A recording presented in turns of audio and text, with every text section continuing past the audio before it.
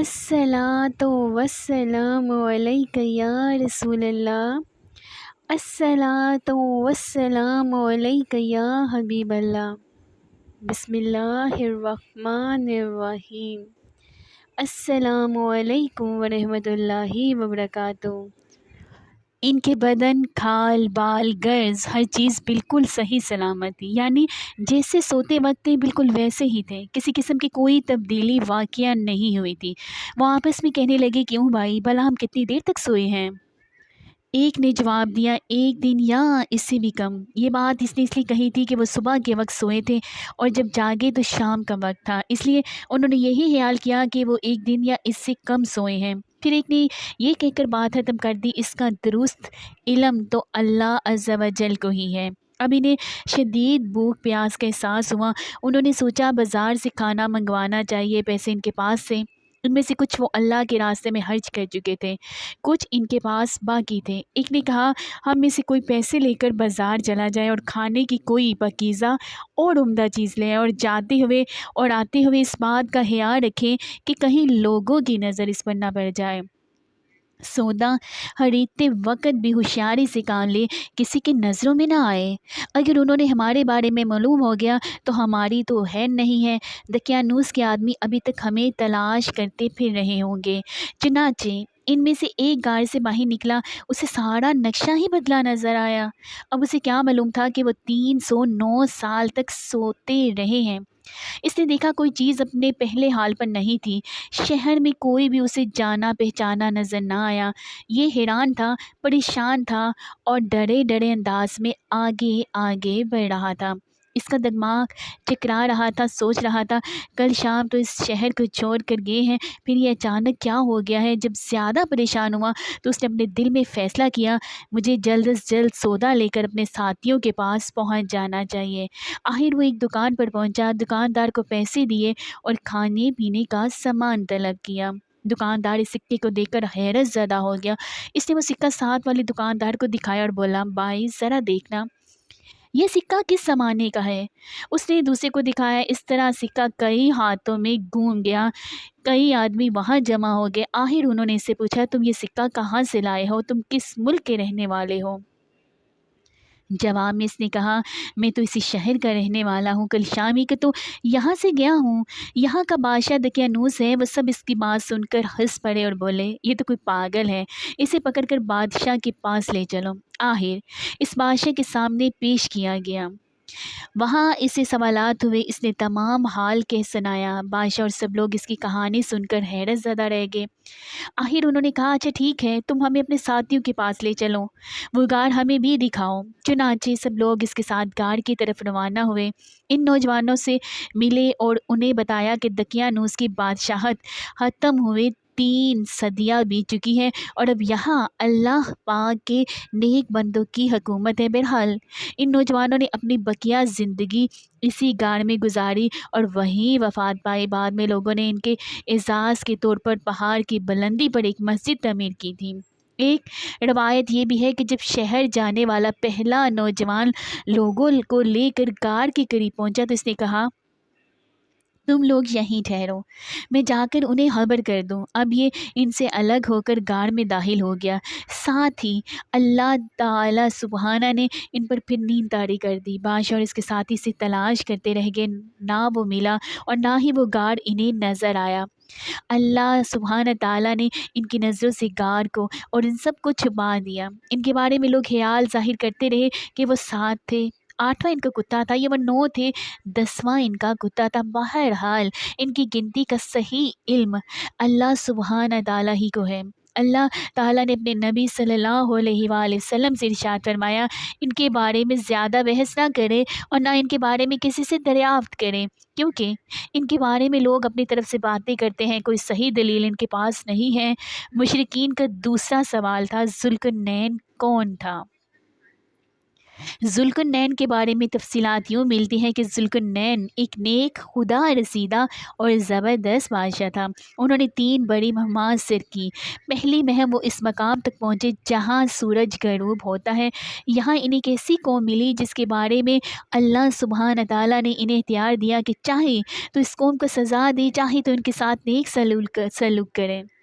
ذوالقرنین نے کہا کہ یہ جو شخص ظالم ہے ہم اسے سزا دیں گے، اور مرنے کے بعد اللہ تعالیٰ بھی اسے سزا دے گا، البتہ مومن بندوں کو نیک بدلہ ملے گا۔ دوسری مہم میں وہ اس مقام تک پہنچے جہاں سے سورج طلوع ہوتا ہے۔ وہاں انہیں ایسے لوگ ملے جن کے مکانات کی کوئی چھت وغیرہ نہیں تھی۔ تیسری مہم میں وہ 2 گھاٹیوں کے درمیان پہنچے۔ یہاں کے لوگ ان کی بات نہیں سمجھتے تھے۔ انہوں نے اشاروں میں یا ترجمان کے ذریعے یاجوج ماجوج کی تباہ کاریوں کا شکوہ کرتے ہوئے ان سے درخواست کی کہ وہ ان کے اور یاجوج ماجوج کے درمیان بند بنا دیں۔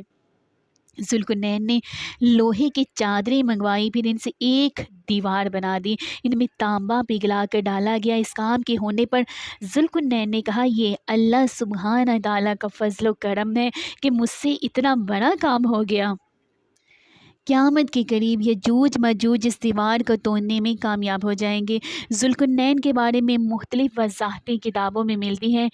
قرنین کے معنی 2 سمتوں کے ہیں۔ ذوالقرنین دنیا کے 2 کناروں تک پہنچے تھے، اس لیے انہیں ذوالقرنین کہا گیا ہے۔ بعض نے قرن کے معنی سینگ کے لیے ہے، یعنی 2 سینگوں والے۔ ان کا نام سکندر تھا، لیکن یہ یونان کے سکندر نہیں ہے جسے سکندر اعظم کہا جاتا ہے۔ یونانی سکندر کافر تھا، جبکہ یہ مسلم اور ولی اللہ تھے۔ یہ سام بن نوح علیہ السلام کی اولاد میں سے تھے۔ خضر علیہ السلام ان کی فوج کا جھنڈا اٹھانے والے تھے۔ تیسرے سوال یعنی روح کے بارے میں اللہ تعالیٰ نے ارشاد فرمایا، یہ لوگ آپ صلی اللہ علیہ وآلہ وسلم سے روح کے بارے میں پوچھتے ہیں، آپ صلی اللہ علیہ وآلہ وسلم فرما دیجئے کہ روح میرے رب کے حکم سے قائم ہے۔ یعنی روح کی حقیقت اسی کے علم میں ہے، اس کے سوا اس کے بارے میں کوئی نہیں جانتا۔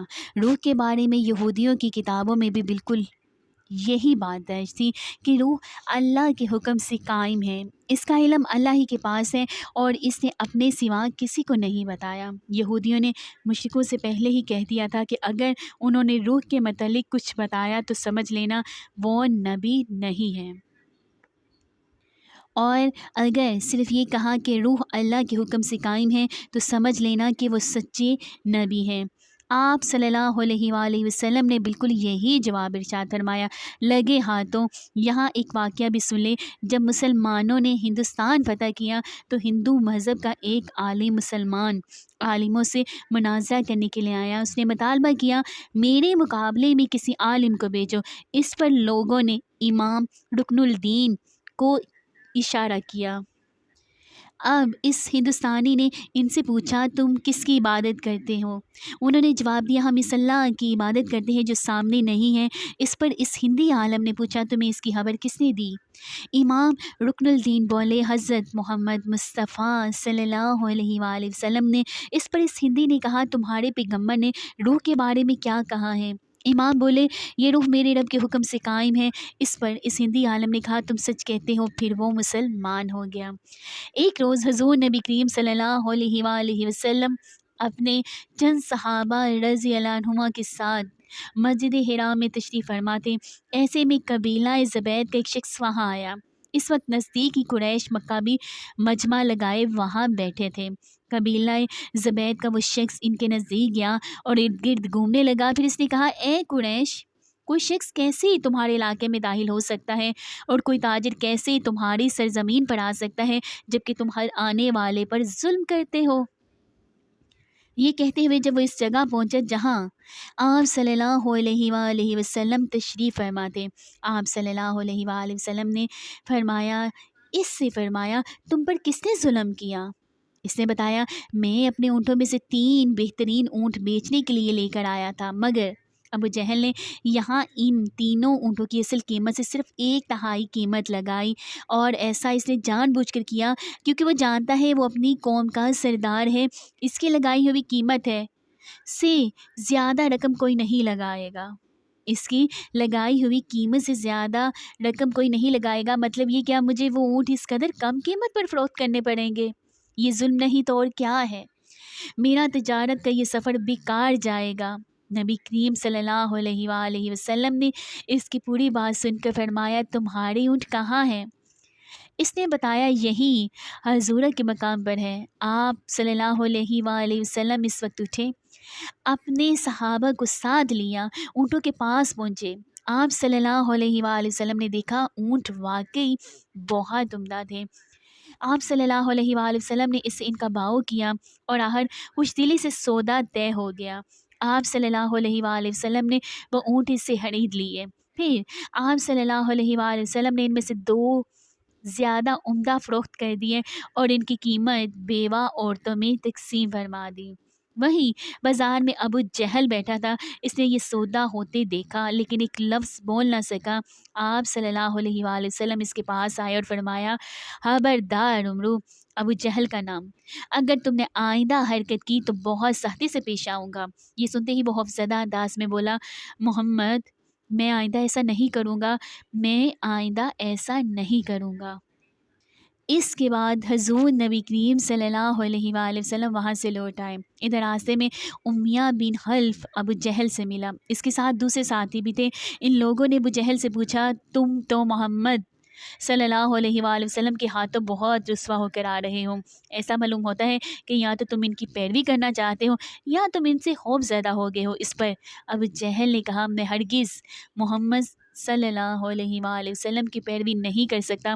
میری جو کمزوری تم نے دیکھی ہے اس کی وجہ یہ ہے کہ جب میں نے محمد صلی اللہ علیہ وآلہ وسلم کو دیکھا تو ان کے دائیں بائیں بہت سارے آدمی نظر آئے، ان کے ہاتھوں میں نیزے اور بالے تھے اور وہ ان کو میری طرف لہرا رہے تھے۔ اگر میں اس وقت ان کی بات نہ مانتا تو وہ سب لوگ مجھ پر ٹوٹ پڑتے۔ اللہ اکبر۔ ابو جہل ایک یتیم کا سرپرست بنا، پھر اس کا سارا مال غصب کر کے اسے نکال باہر کیا۔ وہ یتیم حضور نبی کریم صلی اللہ علیہ وآلہ وسلم کے پاس ابو جہل کے خلاف فریاد لے کر آیا۔ حضور نبی کریم صلی اللہ علیہ وآلہ وسلم اس یتیم کو لیے ابو جہل کے پاس پہنچے۔ آپ صلی اللہ علیہ وآلہ وسلم نے اسے فرمایا، اس یتیم کا مال واپس کر دو۔ ابو جہل نے فوراً مال اس لڑکے کے حوالے کر دیا۔ مشرکین کو یہ بات معلوم ہوئی تو بہت حیران ہوئے۔ انہوں نے ابو جہل سے کہا، کیا بات ہے، تم اس قدر بزدل کب سے ہو گئے کہ فوراً ہی مال اس لڑکے کے حوالے کر دیا؟ اس پر اس نے کہا، تمہیں نہیں معلوم، محمد صلی اللہ علیہ وآلہ وسلم کے دائیں بائیں مجھے بہت خوفناک ہتھیار نظر آئے تھے، میں نے ان سے ڈر گیا، اگر میں اس یتیم کا مال نہ لوٹاتا تو وہ ان ہتھیاروں سے مجھے مار ڈال دیں۔ قبیلہ ہاشم کی ایک شاخ اڑاشہ تھی، اس کے ایک شخص سے ابو جہل نے کچھ اونٹ خریدے لیکن قیمت ادا نہ کی۔ اس نے قریش کے لوگوں سے فریاد کی۔ ان لوگوں نے حضور نبی کریم صلی اللہ علیہ وآلہ وسلم کا مذاق اڑانے کا پروگرام بنایا۔ انہوں نے اس اراشی سے کہا، تم محمد صلی اللہ علیہ وآلہ وسلم کے پاس جا کر فریاد کرو۔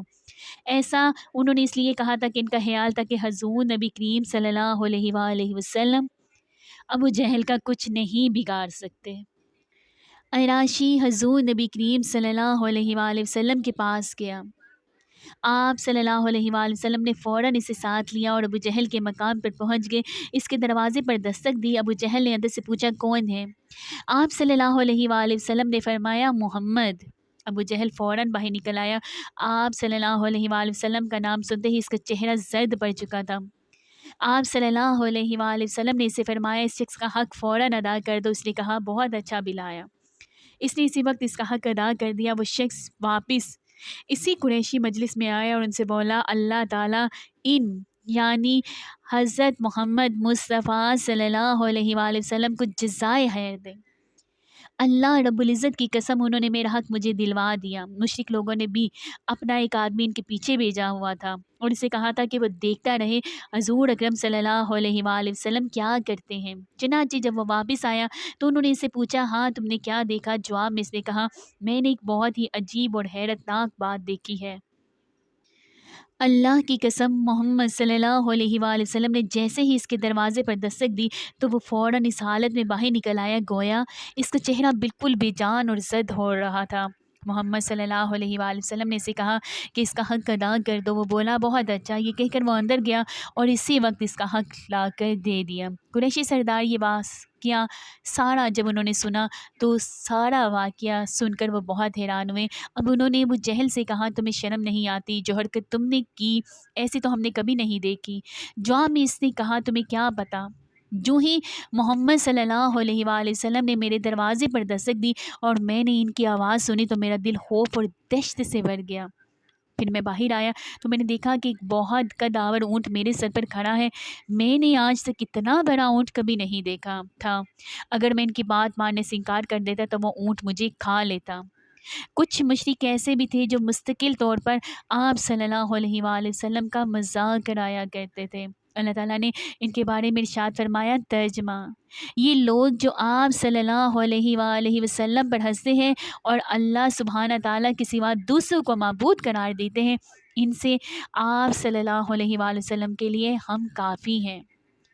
ان مذاق اڑانے والوں میں ابو جہل، ابو لہب، عقبہ بن ابی معیط، حکم بن عاص بن امیہ جو حضرت عثمان رضی اللہ عنہ کا چچا تھا، اور عاص بن وائل شامل تھے۔ ابو لہب کی حرکات میں سے ایک حرکت یہ تھی کہ وہ حضرت صلی اللہ علیہ وآلہ وسلم کے دروازے پر گندگی پھینک جایا کرتا تھا۔ استغفر اللہ۔ ایک روز وہ یہی حرکت کر کے جا رہا تھا کہ اسے اس کے بھائی حضرت حمزہ رضی اللہ عنہ نے دیکھ لیا۔ حضرت حمزہ رضی اللہ عنہ نے وہ گندگی اٹھا کر فوراً ابو لہب کے سر پر ڈال دی۔ اسی طرح عقبہ بن ابی معیط نبی کریم صلی اللہ علیہ وآلہ وسلم کے دروازے پر گندگی ڈال جایا کرتا تھا۔ عقبہ نے ایک روز آپ صلی اللہ علیہ وآلہ وسلم کے چہرے مبارک کی طرف تھوکا۔ وہ تھوک لوٹ کر اسی کے چہرے پر آ پڑا۔ سبحان اللہ۔ جس حصے پر وہ تھوک گرا وہاں کوڑ جیسا نشان بن گیا۔ اللہ اکبر۔ ایک مرتبہ عقبہ بن ابی معیط سفر سے واپس آیا تو اس نے ایک بڑی دعوت دی، تمام قریشی سرداروں کو کھانے پر بلایا۔ اس موقع پر اس نے حضرت صلی اللہ علیہ وآلہ وسلم کو بھی بلایا، مگر جب کھانا مہمانوں کے سامنے چنا گیا تو آپ صلی اللہ علیہ وآلہ وسلم نے کھانے سے انکار کر دیا۔ فرمایا، میں اس وقت تک تمہارا کھانا نہیں کھاؤں گا جب تک کہ تم یہ نہ کہو کہ اللہ سبحانہ تعالیٰ کے سوا کوئی عبادت کے لائق نہیں، چونکہ مہمان نوازی عرب کے لوگوں کی خاص علامت تھی اور وہ مہمان کو کسی قیمت پر ناراض نہیں ہونے دیتے تھے۔ اسی لیے عقبہ نے کہہ دیا، میں گواہی دیتا ہوں کہ اللہ عز و جل کے سوا کوئی معبود نہیں۔ یہ سن کر آپ صلی اللہ علیہ وآلہ وسلم نے کھانا کھا لیا۔ کھانے کے بعد سب لوگ اپنے گھر گھر چلے گئے۔ عقبہ بن ابی معیط ابی بن خلف کا دوست تھا۔ لوگوں نے اسے بتایا کہ عقبہ نے کلمہ پڑھ لیا ہے۔ ابی بن خلف اس کے پاس آیا اور بولا، عقبہ کیا تم نے بے دین ہو گئے ہو؟ عقبہ کیا تم بے دین ہو گئے ہو؟ جواب میں اس نے کہا، خدا کی قسم میں بے دین نہیں ہوا، یعنی مسلمان نہیں ہوا ہوں۔ بات صرف اتنی سی ہے کہ ایک معزز آدمی میرے گھر آیا اور اس نے یہ کہہ دیا کہ میں جب تک اس کے کہنے کے مطابق توحید کی گواہی نہیں دوں گا وہ میرے ہاں کھانا نہیں کھائے گا۔ مجھے اس بات سے شرم آئی کہ ایک شخص میرے گھر آئے اور کھانا کھائے بغیر چلا جائے، اس لیے میں نے وہ الفاظ کہہ دیے۔ وہ اس نے کھانا کھا لیا، لیکن سچ یہی ہے کہ میں نے وہ کلمہ دل سے نہیں کہا تھا۔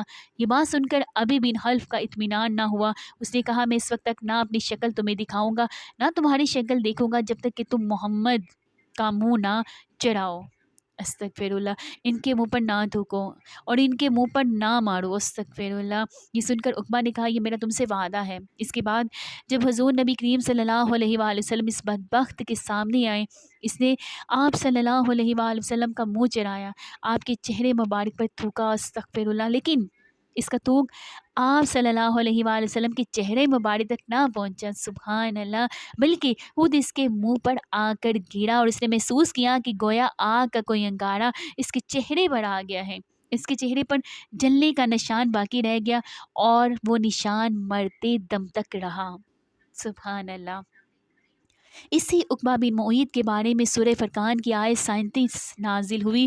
ترجمہ، جس روز ظالم اپنے ہاتھ کاٹ کاٹ کر کھائے گا اور کہے گا کیا ہی اچھا ہوتا میں رسول کے ساتھ دین کی راہ پر لگ جاتا۔ اس آیت کی تفسیر میں لکھا ہے کہ جس روز ظالم آدمی جہنم میں کہنے تک اپنا ایک ہاتھ دانتوں سے کاٹے گا، پھر دوسرے ہاتھ کو کاٹ کر کھائے گا، جب دوسرا کھا چکے گا تو پہلا پھر اگائے گا اور وہ اس کو کاٹنے لگے گا، غرض اسی طرح وہ کرتا رہے گا۔ اسی طرح حکم بن آس بھی حضرت صلی اللہ علیہ وآلہ وسلم کے ساتھ مسرہ پن کرتا رہتا تھا۔ ایک روز آپ صلی اللہ علیہ وآلہ وسلم چلے جا رہے تھے، یا آپ صلی اللہ علیہ وآلہ وسلم کے پیچھے پیچھے چل پڑا۔ آپ صلی اللہ علیہ وآلہ وسلم کا مذاق کرانے کے لیے منہ اور ناک سے طرح طرح کی آوازیں نکالنے لگا۔ آپ صلی اللہ علیہ وآلہ وسلم چلتے چلتے اس کی طرف مڑے اور فرمایا تو ایسا ہی ہو جا۔ چنانچہ اس کے بعد یہ ایسا ہو گیا تھا کہ اس کے منہ اور ناک سے ایسی ہی آوازیں نکلتی رہتی تھی، ایک ماہ تک یہ بے ہوشی کی حالت میں رہا۔ اس کے بعد مرنے تک اس کے منہ اور ناک سے ایسی ہی آوازیں نکلتی رہیں۔ اسی طرح آس بن وائل بھی آپ صلی اللہ علیہ وآلہ وسلم کا مذاق اڑایا کرتا تھا۔ وہ کہا کرتا تھا، محمد صلی اللہ علیہ وآلہ وسلم اپنے آپ کو اور اپنے ساتھیوں کو نعوذ باللہ یہ کہہ کر دھوکہ دے رہے ہو کہ وہ مرنے کے بعد دوبارہ زندہ کیے جائیں گے۔ خدا کی قسم ہماری موت صرف زمانے کی گردش اور وقت کے گزرنے کی وجہ سے آتی ہے۔ اسی آس بن وائل کا ایک واقعہ اور ہے۔ حضرت حباب بن ارت رضی اللہ عنہ مکہ میں لوہار کا کام کرتے تھے، تلواریں بناتے تھے۔ انہوں نے آس بن وائل کو کچھ تلواریں فروخت کی تھیں۔ اس نے ابھی قیمت ادا نہیں کی تھی کہ حباب بن ارت رضی اللہ عنہ اس سے قیمت کا تقاضا کرنے کے لیے گئے تو اس نے کہا، حباب تم محمد کے دین پر چلتے ہو، کیا وہ یہ دعویٰ نہیں کرتے کہ جنت والوں کو سونا چاندی قیمتی کپڑے خدمت گار اور اولاد مرضی کے مطابق ملے گی؟ حضرت حباب بن ارت رضی اللہ عنہ بولے، ہاں یہی بات ہے۔ اب آس نے ان سے کہا، میں اس وقت تک تمہارا قرض نہیں دوں گا جب تک کہ تم محمد کے دین کا انکار نہیں کرو گے۔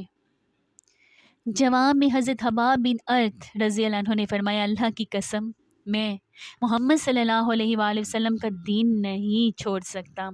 اسی طرح ان کا مذاق اڑانے والوں میں سے ایک اسود بن یغوث بھی تھا۔ یہ حضور صلی اللہ علیہ وآلہ وسلم کا ماموزاد تھا۔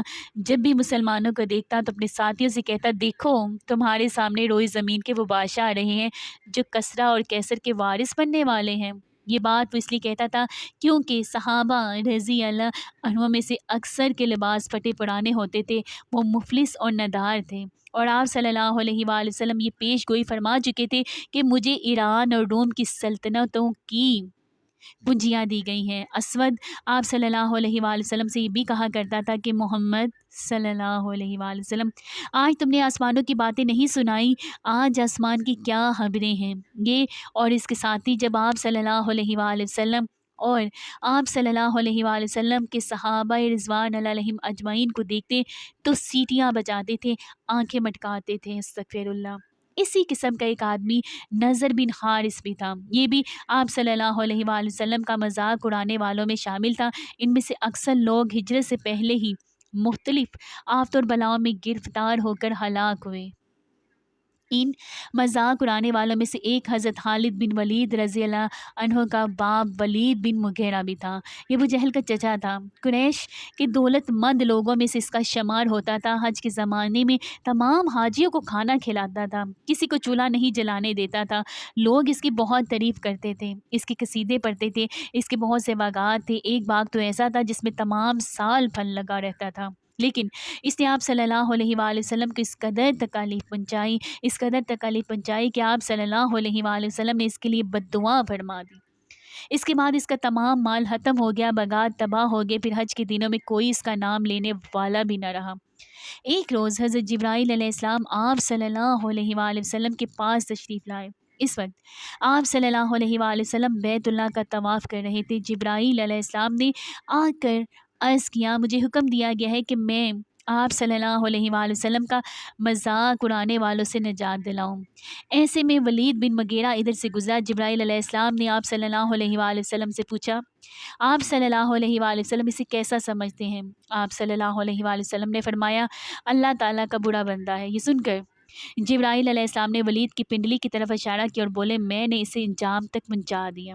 پھر آس بن وائل سامنے سے گزرا تو جبرائیل علیہ السلام نے پوچھا، اس سے آپ صلی اللہ علیہ وآلہ وسلم کیسا آدمی پاتے ہیں؟ آپ صلی اللہ علیہ وآلہ وسلم نے فرمایا، یہ بھی ایک برا بندہ ہے۔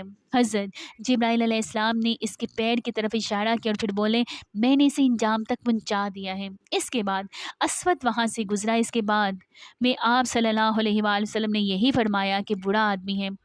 پھر حضرت جبرائیل علیہ السلام نے اس کی آنکھ کی طرف اشارہ کیا اور بولے میں نے اسے انجام تک پہنچا دیا ہے۔ پھر حارث بن اطلاع گزرا، حضرت جبرائیل علیہ السلام نے اس کے پیٹ کی طرف اشارہ کر کے کہا میں نے اسے انجام تک پہنچا دیا ہے۔ اس واقعے کے بعد اسود بن یگوس اپنے گھر سے نکلا تو اس کو لو کے تفیروں نے جلسا دیا، اس کا چہرہ جل کر بالکل سیاہ ہو گیا۔ جب یہ واپس اپنے گھر میں داخل ہوا تو گھر کے لوگ اسے پہچان نہ سکے، انہوں نے اسے گھر سے نکال دیا اور دروازے بند کر دیے۔ اس کے ساتھ ہی یہ زبردست پیاس میں مبتلا ہو گیا، مسلسل پانی پیتا رہتا تھا، یہاں تک کہ اس کا پیٹ پھٹ گیا۔ حارث بن اطلاع کے ساتھ یہ ہوا کہ اس نے ایک نمکین مچھلی کھا لی، اس کے بعد اسے شدید پیاس نے آ لیا، یہ پانی پیتا رہا یہاں تک کہ اس کا بھی پیٹ پھٹ گیا۔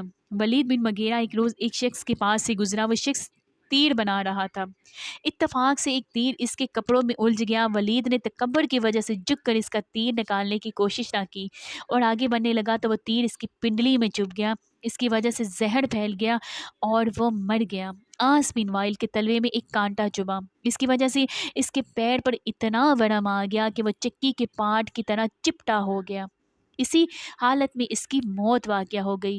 حضرت ابن عباس رضی اللہ عنہ کی روایت کے مطابق یہ لوگ ایک ہی رات میں ہلاک ہوئے تھے۔ نبی کریم صلی اللہ علیہ وآلہ وسلم نے محسوس فرمایا کہ قریش مکہ مسلمانوں کو بے تحاشا تکالیف پہنچا رہے ہیں اور مسلمانوں میں اب اتنی طاقت نہیں کہ وہ اس کے بارے میں کچھ کہہ سکے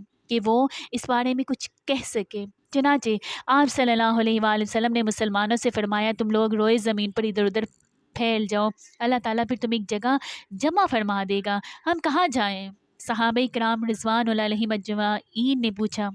آپ صلی اللہ علیہ وآلہ وسلم نے ملک حبشہ کی طرف اشارہ کرتے ہوئے فرمایا تم لوگ ملک حبشہ کی طرف چلے جاؤ، اس لیے کہ وہاں کا بادشاہ نیک ہے، وہ کسی پر ظلم نہیں ہونے دیتا، وہ سچائی کی سرزمین ہے، یہاں تک کہ اللہ تعالیٰ تمہاری ان مصیبتوں کا خاتمہ کر کے تمہارے لیے ثانیہ پیدا کر دے گا۔ حدیث میں آتا ہے کہ جو شخص اپنے دین کو بچانے کے لیے ادھر سے ادھر کہیں گیا، چاہے وہ ایک بالشت ہی جلا، اس کے لیے جنت واجب کر دی جاتی ہے۔ چنانچہ اس حکم کے بعد بہت سے مسلمان اپنے دین کو بچانے کے لیے اپنے وطن سے ہجرت کر گئے۔ ان میں سے کچھ ایسے بھی تھے کہ جنہوں نے اپنی بیوی بچوں کے ساتھ ہجرت کی اور کچھ ایسے بھی تھے جنہوں نے تنہا ہجرت کی۔ جن لوگوں نے بیوی بچوں سمیت ہجرت کی ان میں حضرت عثمان غنی رضی اللہ عنہ بھی تھے، ان کے ساتھ ان کی بیوی یعنی آپ صلی اللہ علیہ وآلہ وسلم کی صاحبزادی حضرت رقیہ رضی اللہ عنہ بھی ہجرت کر گئی۔ حضرت عثمان غنی رضی اللہ عنہ سب سے پہلے ہجرت کرنے والے شخص ہیں۔ اسی طرح حضرت ابو سلمہ رضی اللہ عنہ نے بھی اپنی بیوی حضرت ام سلمہ رضی اللہ عنہ کے ساتھ ہجرت کی۔ حضرت عامر ابن ابی ربیہ رضی اللہ عنہ نے بھی اپنی بیوی کے ساتھ ہجرت کی۔ جن صحابہ نے تنہا ہجرت کی ان کے نام یہ ہے: حضرت عبد الرحمن ابن عوف، حضرت عثمان ابن مظعون، حضرت سہیل ابن بیدہ، حضرت زبیر ابن العوام اور حضرت عبداللہ ابن مسعود رضی اللہ عنہما ہیں۔ کفار کو جب ان کی ہجرت کا پتہ چلا تو وہ تعاقب میں دوڑے، لیکن اس وقت تک یہ حضرات بحری جہاز پر سوار ہو چکے تھے، وہ جہاز تاجروں کے تھے۔ اسی طرح یہ حضرات حبشہ پہنچنے میں کامیاب ہو گئے۔ کچھ عرصے بعد ان لوگوں نے غلط خبر سنی، وہ یہ تھی کہ تمام قریش مکہ مسلمان ہو گیا ہے۔ اس اطلاع کے بعد حبشہ کے بہت سے مہاجرین مکہ روانہ ہوئے۔ نزدیک پہنچ کر پتہ چلا کہ اطلاع غلط تھی، اب انہوں نے حبشہ جانا مناسب نہ سمجھا اور کسی نہ کسی کی پناہ حاصل کر کے مکہ میں داخل ہو گئے۔ پناہ حاصل کرنے والے ان مہاجرین نے جب اپنے مسلمان بھائیوں پر اس طرح بلکہ پہلے سے بھی زیادہ ظلم و ستم دکھا تو انہیں یہ گوارا نہ ہوا کہ ہم پناہ کی وجہ سے ظلم سے محفوظ رہیں، لہٰذا انہوں نے اپنی پناہ لوٹا دی اور کہا کہ اپنے بھائیوں کے ساتھ ظلم و ستم کا سامنا کریں گے۔ حضرت عمر رضی اللہ عنہ اس وقت تک اسلام دشمنی پر کمر باندھے ہوئے تھے۔ ایک روز وہ مکہ کے ایک گلے سے گزر رہے تھے کہ ان کی ملاقات ایک قریشی شخص سے ہوئی، ان کا نام حضرت نعیم ابن عبداللہ رضی اللہ عنہ تھا۔ یہ اس وقت تک اپنی قوم کے خوف سے اپنے اسلام کو چھپائے ہوئے تھے۔ حضرت عمر رضی اللہ عنہ کے ہاتھ میں تلوار تھی، یہ پریشان ہو گئے، ان سے پوچھا کہ کیا ارادے ہیں؟ وہ بولے محمد کو قتل کرنے جا رہا ہوں، استغفر اللہ صلی اللہ علیہ وآلہ وسلم۔ یہ سن کر حضرت نعیم رضی اللہ عنہ نے کہا پہلے اپنے گھر کی خبر لو، تمہاری بہن اور بہنوئی مسلمان ہو چکے ہیں۔ یہ سن کر حضرت عمر رضی اللہ عنہ جلال میں آگے بہن کے گھر کا رخ کیا۔ حضرت عمر رضی اللہ عنہ کی بہن کا نام فاطمہ تھا۔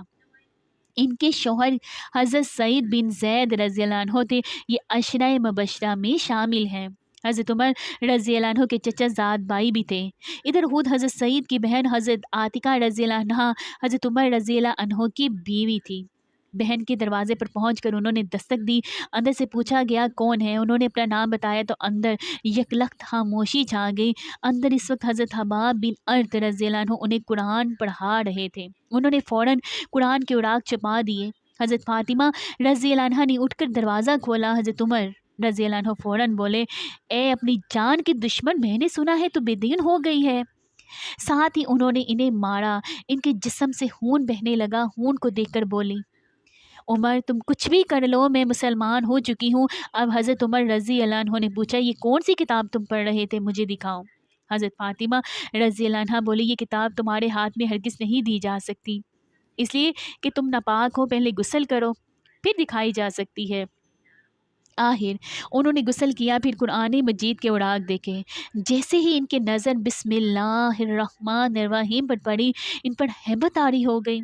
آگے سورہ طٰہٰ تھی، اس کی ابتدائی آیات پڑھ کر تو ان کی حالت غیر ہوگی۔ بولے، مجھے رسول اللہ صلی اللہ علیہ وآلہ وسلم کے پاس لے چلو۔ حضرت حباب بن ارت اور حضرت سعید بن زید رضی اللہ عنہما ادھر ادھر چھپے ہوئے تھے۔ ان کے الفاظ سن کے سامنے آ گئے۔ بعض روایات میں یہ بھی آتا ہے کہ حضرت سعید بن زید رضی اللہ عنہ کو بھی حضرت عمر رضی اللہ عنہ نے مارا پیٹا تھا۔ اس کا مطلب ہے صرف حضرت حباب بن ارت رضی اللہ عنہ چھپے ہوئے تھے۔ بہرحال اس موقع پر وہ سامنے آگے اور بولے، اے عمر تمہیں بشارت ہو، اللہ کے رسول صلی اللہ علیہ وآلہ وسلم نے دعا مانگی تھی کہ اے اللہ سبحانہ تعالیٰ، دو آدمیوں میں سے ایک کے ذریعے اسلام کو عزت عطا فرما، یا تو عمر ابن شام ابو جہل کے ذریعے یا پھر عمر بن خطاب کے ذریعے۔ ایک روایت کے مطابق آپ صلی اللہ علیہ وآلہ وسلم نے فرمایا تھا، ان دونوں میں سے جو تجھے محبوب ہو اس کے ذریعے اسلام کو عزت عطا فرما۔ آپ صلی اللہ علیہ وآلہ وسلم نے یہ دعا بدھ کے روز مانگی تھی۔ جمعرات کے روز یہ واقعہ پیش آ گیا۔ حضرت حباب بن ارت رضی اللہ عنہ اور حضرت سعید بن زید رضی اللہ عنہ انہیں دارالارقم لے گئے۔ دروازے پر دستک دی گئی، اندر سے پوچھا گیا کون ہے؟ انہوں نے کہا عمر ابن خطاب۔ یہ بات حضور صلی اللہ علیہ وآلہ وسلم کو بتائے گی کہ دروازے پر عمر بن خطاب ہیں۔ آپ صلی اللہ علیہ وآلہ وسلم نے ارشاد فرمایا، دروازہ کھول دو، اگر اللہ سبحانہ تعالیٰ نے اس کے ساتھ خیر کا ارادہ فرمایا ہے تو ہدایت پالے گا۔ دروازہ کھولا گیا۔ حضرت حمزہ رضی اللہ عنہ نے انہیں اندر آنے کی اجازت دی، پھر دو صحابہ نے انہیں دائیں بائیں سے پکڑ کر آپ صلی اللہ علیہ وآلہ وسلم کی خدمت میں پہنچایا۔ آپ صلی اللہ علیہ وآلہ وسلم نے فرمایا، انہیں چھوڑ دو۔ انہوں نے حضرت عمر رضی اللہ عنہ کو چھوڑ دیا، وہ نبی اکرم صلی اللہ علیہ وآلہ وسلم کے سامنے بیٹھ گئے۔ آپ صلی اللہ علیہ وآلہ وسلم نے ان کے کرتے کا دامن پکڑ کر انہیں اپنی طرف کھینچا اور فرمایا، اے ابن خطاب، اللہ کے لیے ہدایت کا راستہ اختیار کرو۔ انہوں نے فوراً کہا، میں گواہی دیتا ہوں کہ اللہ سبحانہ تعالیٰ کے سوا کوئی معبود نہیں، اور یہ کہ آپ صلی اللہ علیہ وآلہ وسلم اللہ کے رسول ہیں۔ ان کے لیے الفاظ سنتے ہی نبی اکرم صلی اللہ علیہ وآلہ وسلم اور مسلمانوں نے خوشی سے بےتاب ہو کر اس قدر زور سے تکبیر کہی، مکہ کے گوشے گوشے تک یہ آواز پہنچ گئی۔ آپ نے 3 بار ان کے سینے پر ہاتھ مار کر فرمایا، اے اللہ عمر کے دل میں جو میل ہے اس کو نکال دے، اے اللہ عمر کے دل میں جو میل ہے اس کو نکال دے، اس کی جگہ ایمان بھر دے۔ اس کے بعد حضرت عمر رضی اللہ عنہ قریش کے پاس پہنچے، انہیں بتایا کہ وہ اسلام لے آئے ہیں۔ قریش ان کے گرد جمع ہو گئے اور کہنے لگے، لو عمر بھی بے دین ہو گیا ہے۔ عتبہ بن ربیعہ آپ پر جپٹا، لیکن آپ نے اسے اٹھا کر زمین پر پٹک دیا، پھر کسی کو ان کی طرف بڑھنے کی جرأت نہ ہوئی۔ اس کے بعد آپ نے اعلان فرما دیا، اللہ عز و جل کی قسم، آج کے بعد مسلمان اللہ تعالیٰ کی عبادت چھپ کر نہیں کریں گے۔ اس پر نبی اکرم صلی اللہ علیہ وآلہ وسلم نے مسلمانوں کے ساتھ دارالارقم سے نکلے۔ حضرت عمر رضی اللہ عنہ تلوار ہاتھ میں لیے آگے آگے چل رہے تھے، وہ کہتے جا رہے تھے، لا الہ الا اللہ محمد الرسول اللہ، لا الہ الا اللہ محمد الرسول اللہ، یہاں تک کہ سب حرم میں داخل ہو گئے۔ حضرت عمر رضی اللہ عنہ نے قریش سے فرمایا، تم میں سے جس نے بھی اپنی جگہ سے حرکت کی، میری تلوار اس کا فیصلہ کرے گی۔ اس کے بعد رسول اللہ صلی اللہ علیہ وآلہ وسلم اور تمام مسلمانوں نے کعبہ کا طواف کیا۔ حضرت عمر رضی اللہ عنہ آگے آگے رہے، مسلمانوں نے کعبے کے گرد نماز ادا کی، سب نے بلند آواز سے قرآن کی تلاوت بھی کی، جبکہ اس سے پہلے مسلمان ایسا نہیں کر سکتے تھے۔ اب تو تمام قریش نے مل کر نبی کریم صلی اللہ علیہ وآلہ وسلم کو قتل کرنے کا فیصلہ کیا۔ انہوں نے حضرت صلی اللہ علیہ وآلہ وسلم کے خاندان والوں سے کہا، تم ہم سے 2 گنا خون بہا لے لو اور اس کی اجازت دے دو کہ قریش کا کوئی شخص نبی کریم صلی اللہ علیہ وآلہ وسلم کو قتل کر دے، تاکہ ہمیں سکون مل جائے اور تمہیں فائدہ پہنچ جائے۔ نبی کریم صلی اللہ علیہ وآلہ وسلم کے خاندان والوں نے اس تجویز کو ماننے سے انکار کر دیا۔ اس پر قریش نے غصے میں آ کر یہ طے کیا کہ تمام بنو ہاشم اور بنو عبد المطلب کا معاشرتی بائیکاٹ کیا جائے، اور ساتھ ہی انہوں نے طے کیا کہ بنو ہاشم کو بازاروں میں نہ آنے دیا جائے تاکہ وہ کوئی چیز نہ خرید سکے، ان سے شادی بیاہ نہ کیا جائے اور نہ ان کے لیے کوئی صلح قبول کی جائے، ان کے معاملے میں کوئی نرم دلی نہ اختیار کی جائے، نہ ان پر کچھ بھی گزرے، یعنی ان لوگوں پر کچھ بھی گزرے ان کے لیے دل میں رحم کا جذبہ پیدا نہ ہونے دیا جائے۔ یہ بائیکاٹ اس وقت تک جاری رہنا چاہیے جب تک کہ بنی ہاشم کے لوگ نبی کریم صلی اللہ علیہ وآلہ وسلم کے قتل کرنے کے لیے قریش کے حوالے نہ کر دیں۔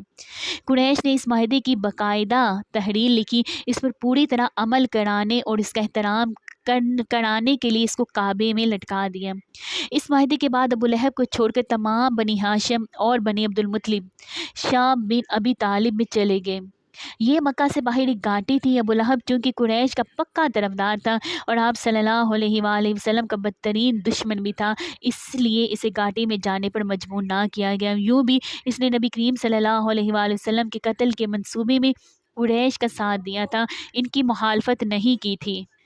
نبی اکرم صلی اللہ علیہ وآلہ وسلم شب ابی طالب میں مسحور ہو گئے۔ نبی کریم صلی اللہ علیہ وآلہ وسلم شب ابی طالب میں مسحور ہو گئے۔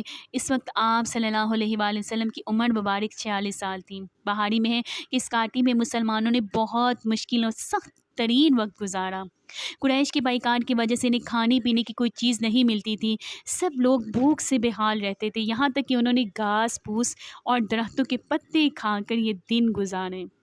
جب بھی مکہ میں باہر سے کوئی قافلہ آتا تو یہ مجبور اور بےکس حضرات وہاں پہنچ جاتے تاکہ ان سے کھانے پینے کی چیزیں خرید لیں، لیکن ساتھ ہی ابو لہب وہاں پہنچ جاتا اور کہتا، لوگوں، محمد کے ساتھ اگر تم نے کچھ خریدنا چاہے تو اس چیز کے دام اس قدر بڑھا دو کہ یہ تم سے کچھ خرید نہ سکے۔ تم لوگ میری حیثیت اور ذمہ داری کو اچھی طرح جانتے ہو۔ چنانچہ وہ تاجر اپنے مال کی قیمت بہت زیادہ بڑھا چڑھا کر بتاتے اور حضرات ناکام ہو کر گھاٹی میں لوٹ آتے۔ وہاں اپنے بچوں کو بھوک اور پیاس سے بلکتا تڑپتا دیکھتے تو آنکھوں میں آنسو آ جاتے، ادھر بچے انہیں خالی ہاتھ دیکھ کر اور زیادہ رونے لگتے۔ ابو لہب ان تاجروں سے سارا مال خود خرید لیتا۔ یہاں یہ بات ذہن نشین کر لے کہ حضرت صلی اللہ علیہ وآلہ وسلم اور ان کے خاندان کے لوگ قریش کے اس معاہدے کے بعد حالات کا رخ دیکھتے ہوئے خود اس گھاٹی میں چلے آئے تھے۔ یہ بات نہیں کہ قریش مکہ نے انہیں گرفتار کر کے وہاں قید کر دیا تھا۔ اس بائیکاٹ کے دوران بہت سے مسلمان ہجرت کر کے حبشہ چلے گئے۔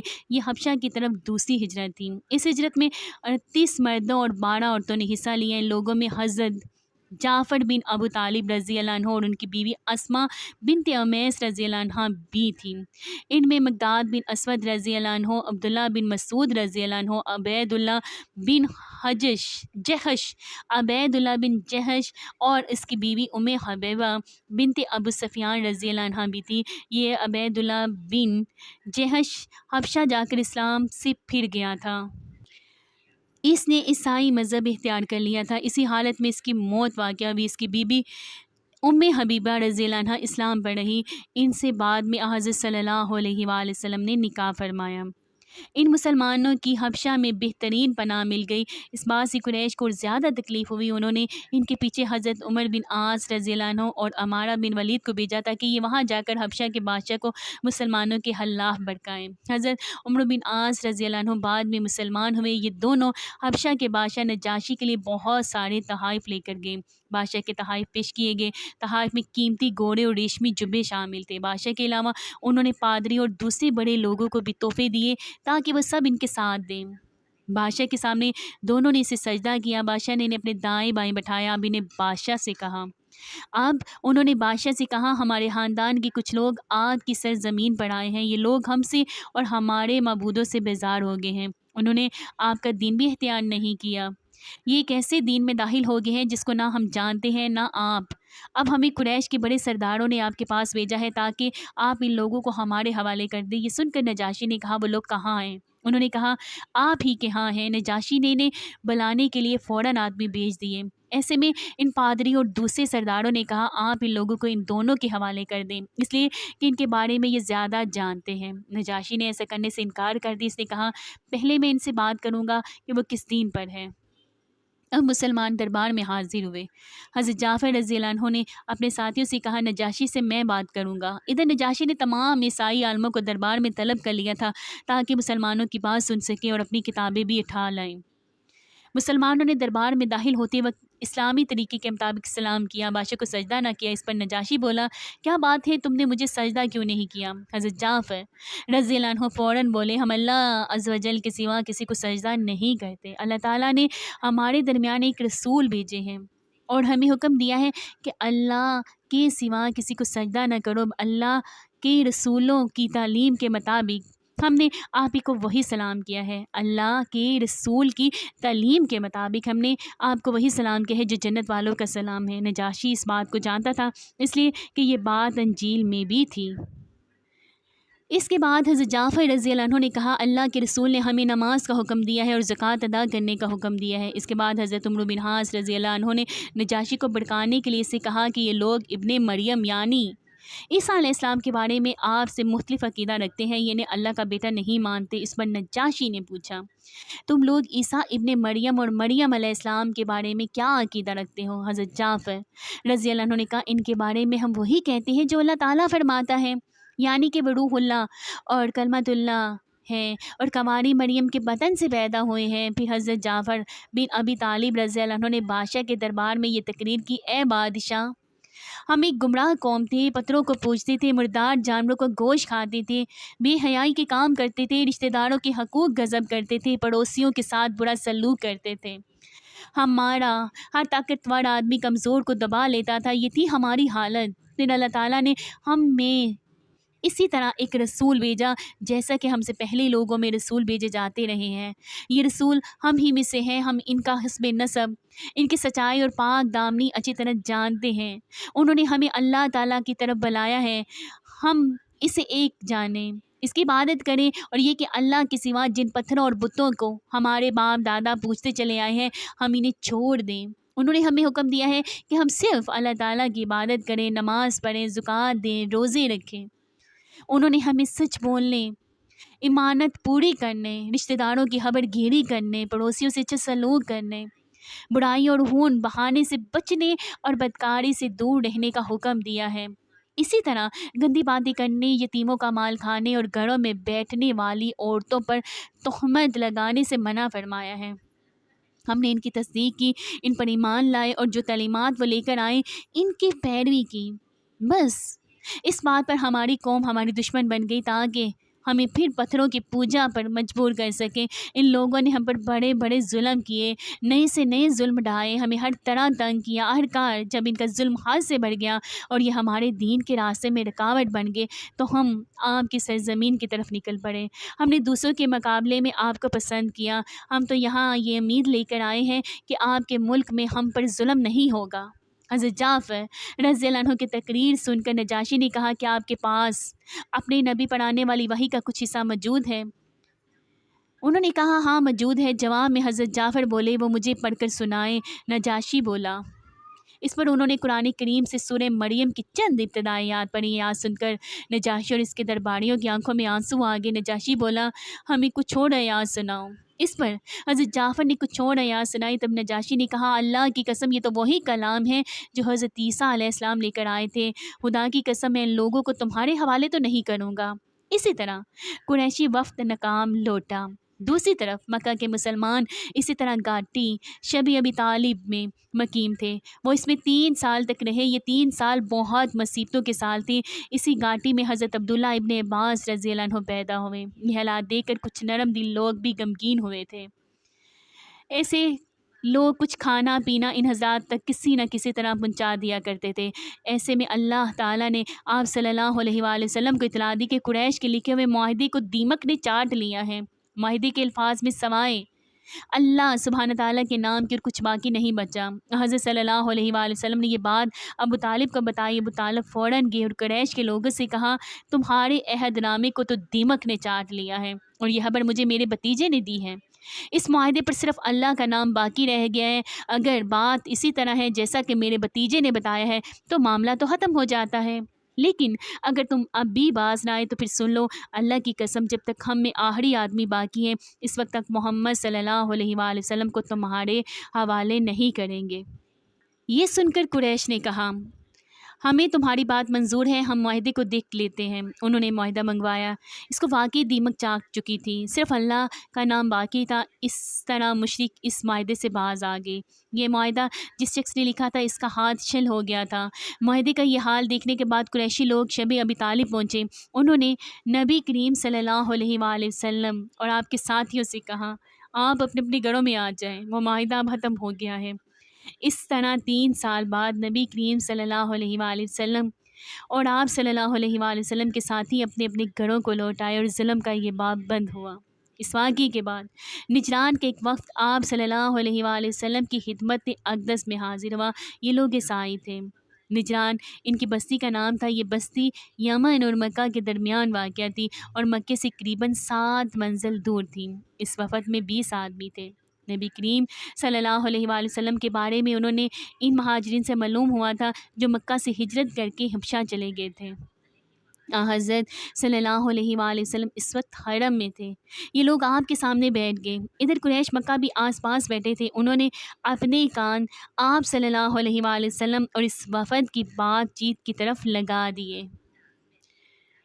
جب نجران کے یہ لوگ آپ صلی اللہ علیہ وآلہ وسلم سے باتیں کر چکے تو آپ صلی اللہ علیہ وآلہ وسلم نے انہیں اسلام کی دعوت دی، قرآن کریم کی کچھ آیات پڑھ کر سنائی۔ آیات سن کر ان کی آنکھوں میں آنسو آ گئے، ان کے دلوں میں اس کلام کی سچائی کی گواہی دے دی۔ چنانچہ فوراً ہی آپ صلی اللہ علیہ وآلہ وسلم پر ایمان لے آئے۔ ان لوگوں نے اپنی مذہبی کتابوں میں نبی کریم صلی اللہ علیہ وآلہ وسلم کی صفات اور خبریں پڑھ رکھی تھیں، اس لیے آپ کو دیکھ کر پہچان گئے کہ آپ ہی نبی آخر الزمان ہیں صلی اللہ علیہ وآلہ وسلم۔ اس کے بعد یہ لوگ اٹھ کر جانے لگے تو ابو جہل اور چند دوسری قریشی سرداروں نے انہیں روکا اور کہا خدا تمہیں رسوا کرے، تمہیں بھیجا تو اس لیے گیا تھا کہ تم یہاں اس شخص کے بارے میں معلومات حاصل کر کے انہیں بتاؤ، مگر تم اس کے پاس بیٹھ کر اپنا دین ہی چھوڑ بیٹھے ہو۔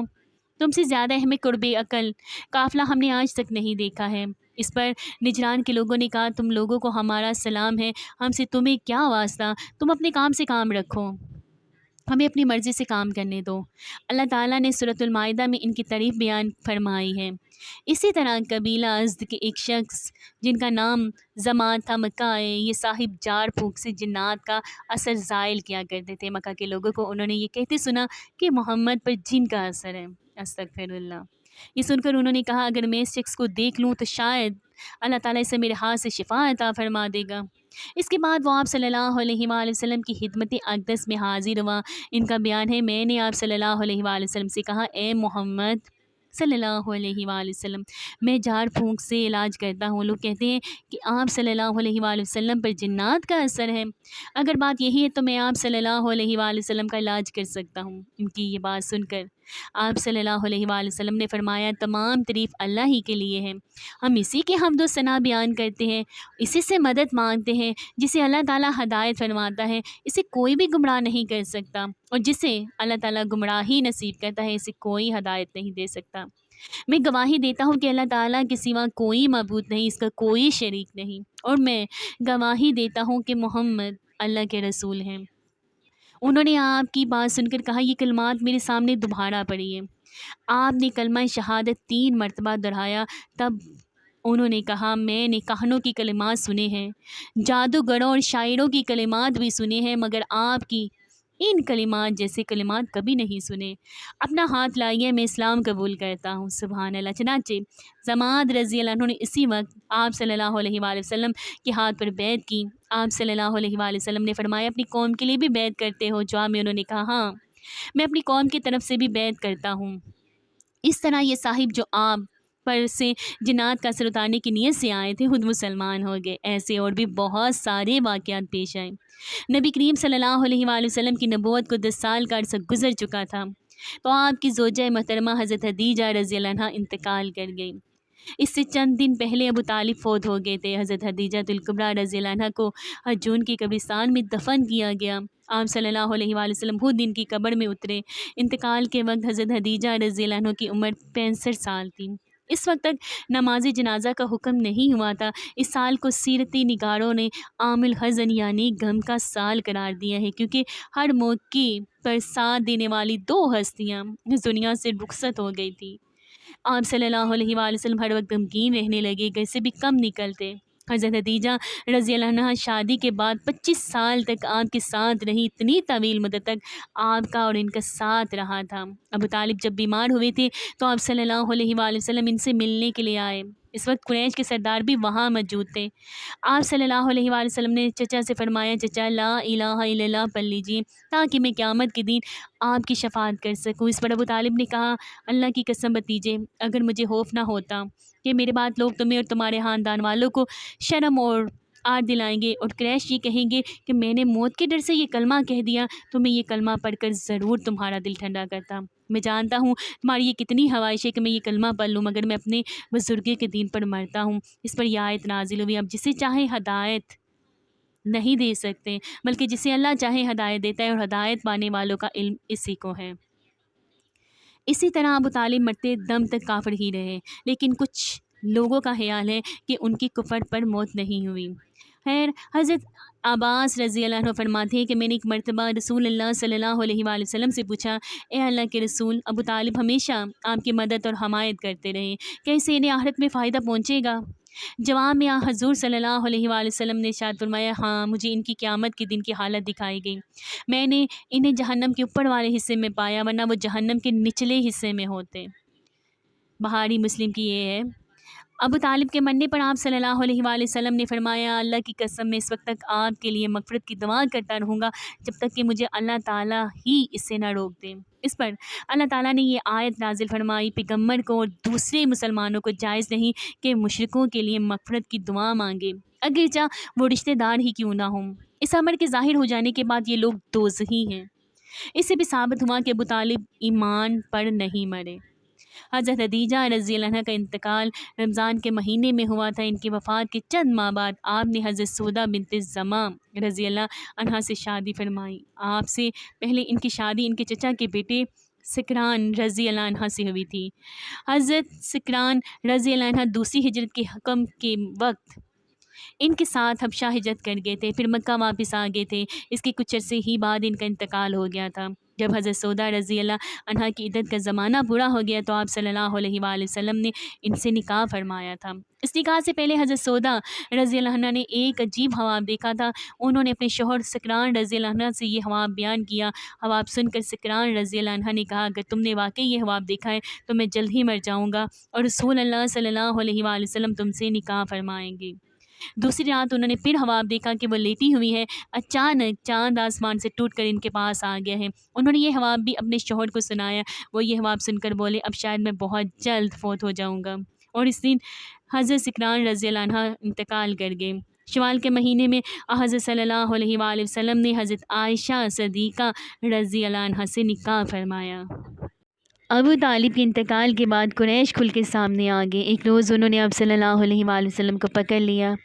ہر شخص آپ صلی اللہ علیہ وآلہ وسلم کو اپنی طرف کھینچنے لگا اور کہنے لگا، یہ تو وہی ہے جس نے ہمارے اتنے سارے معبودوں کو ایک معبود بنا دیا۔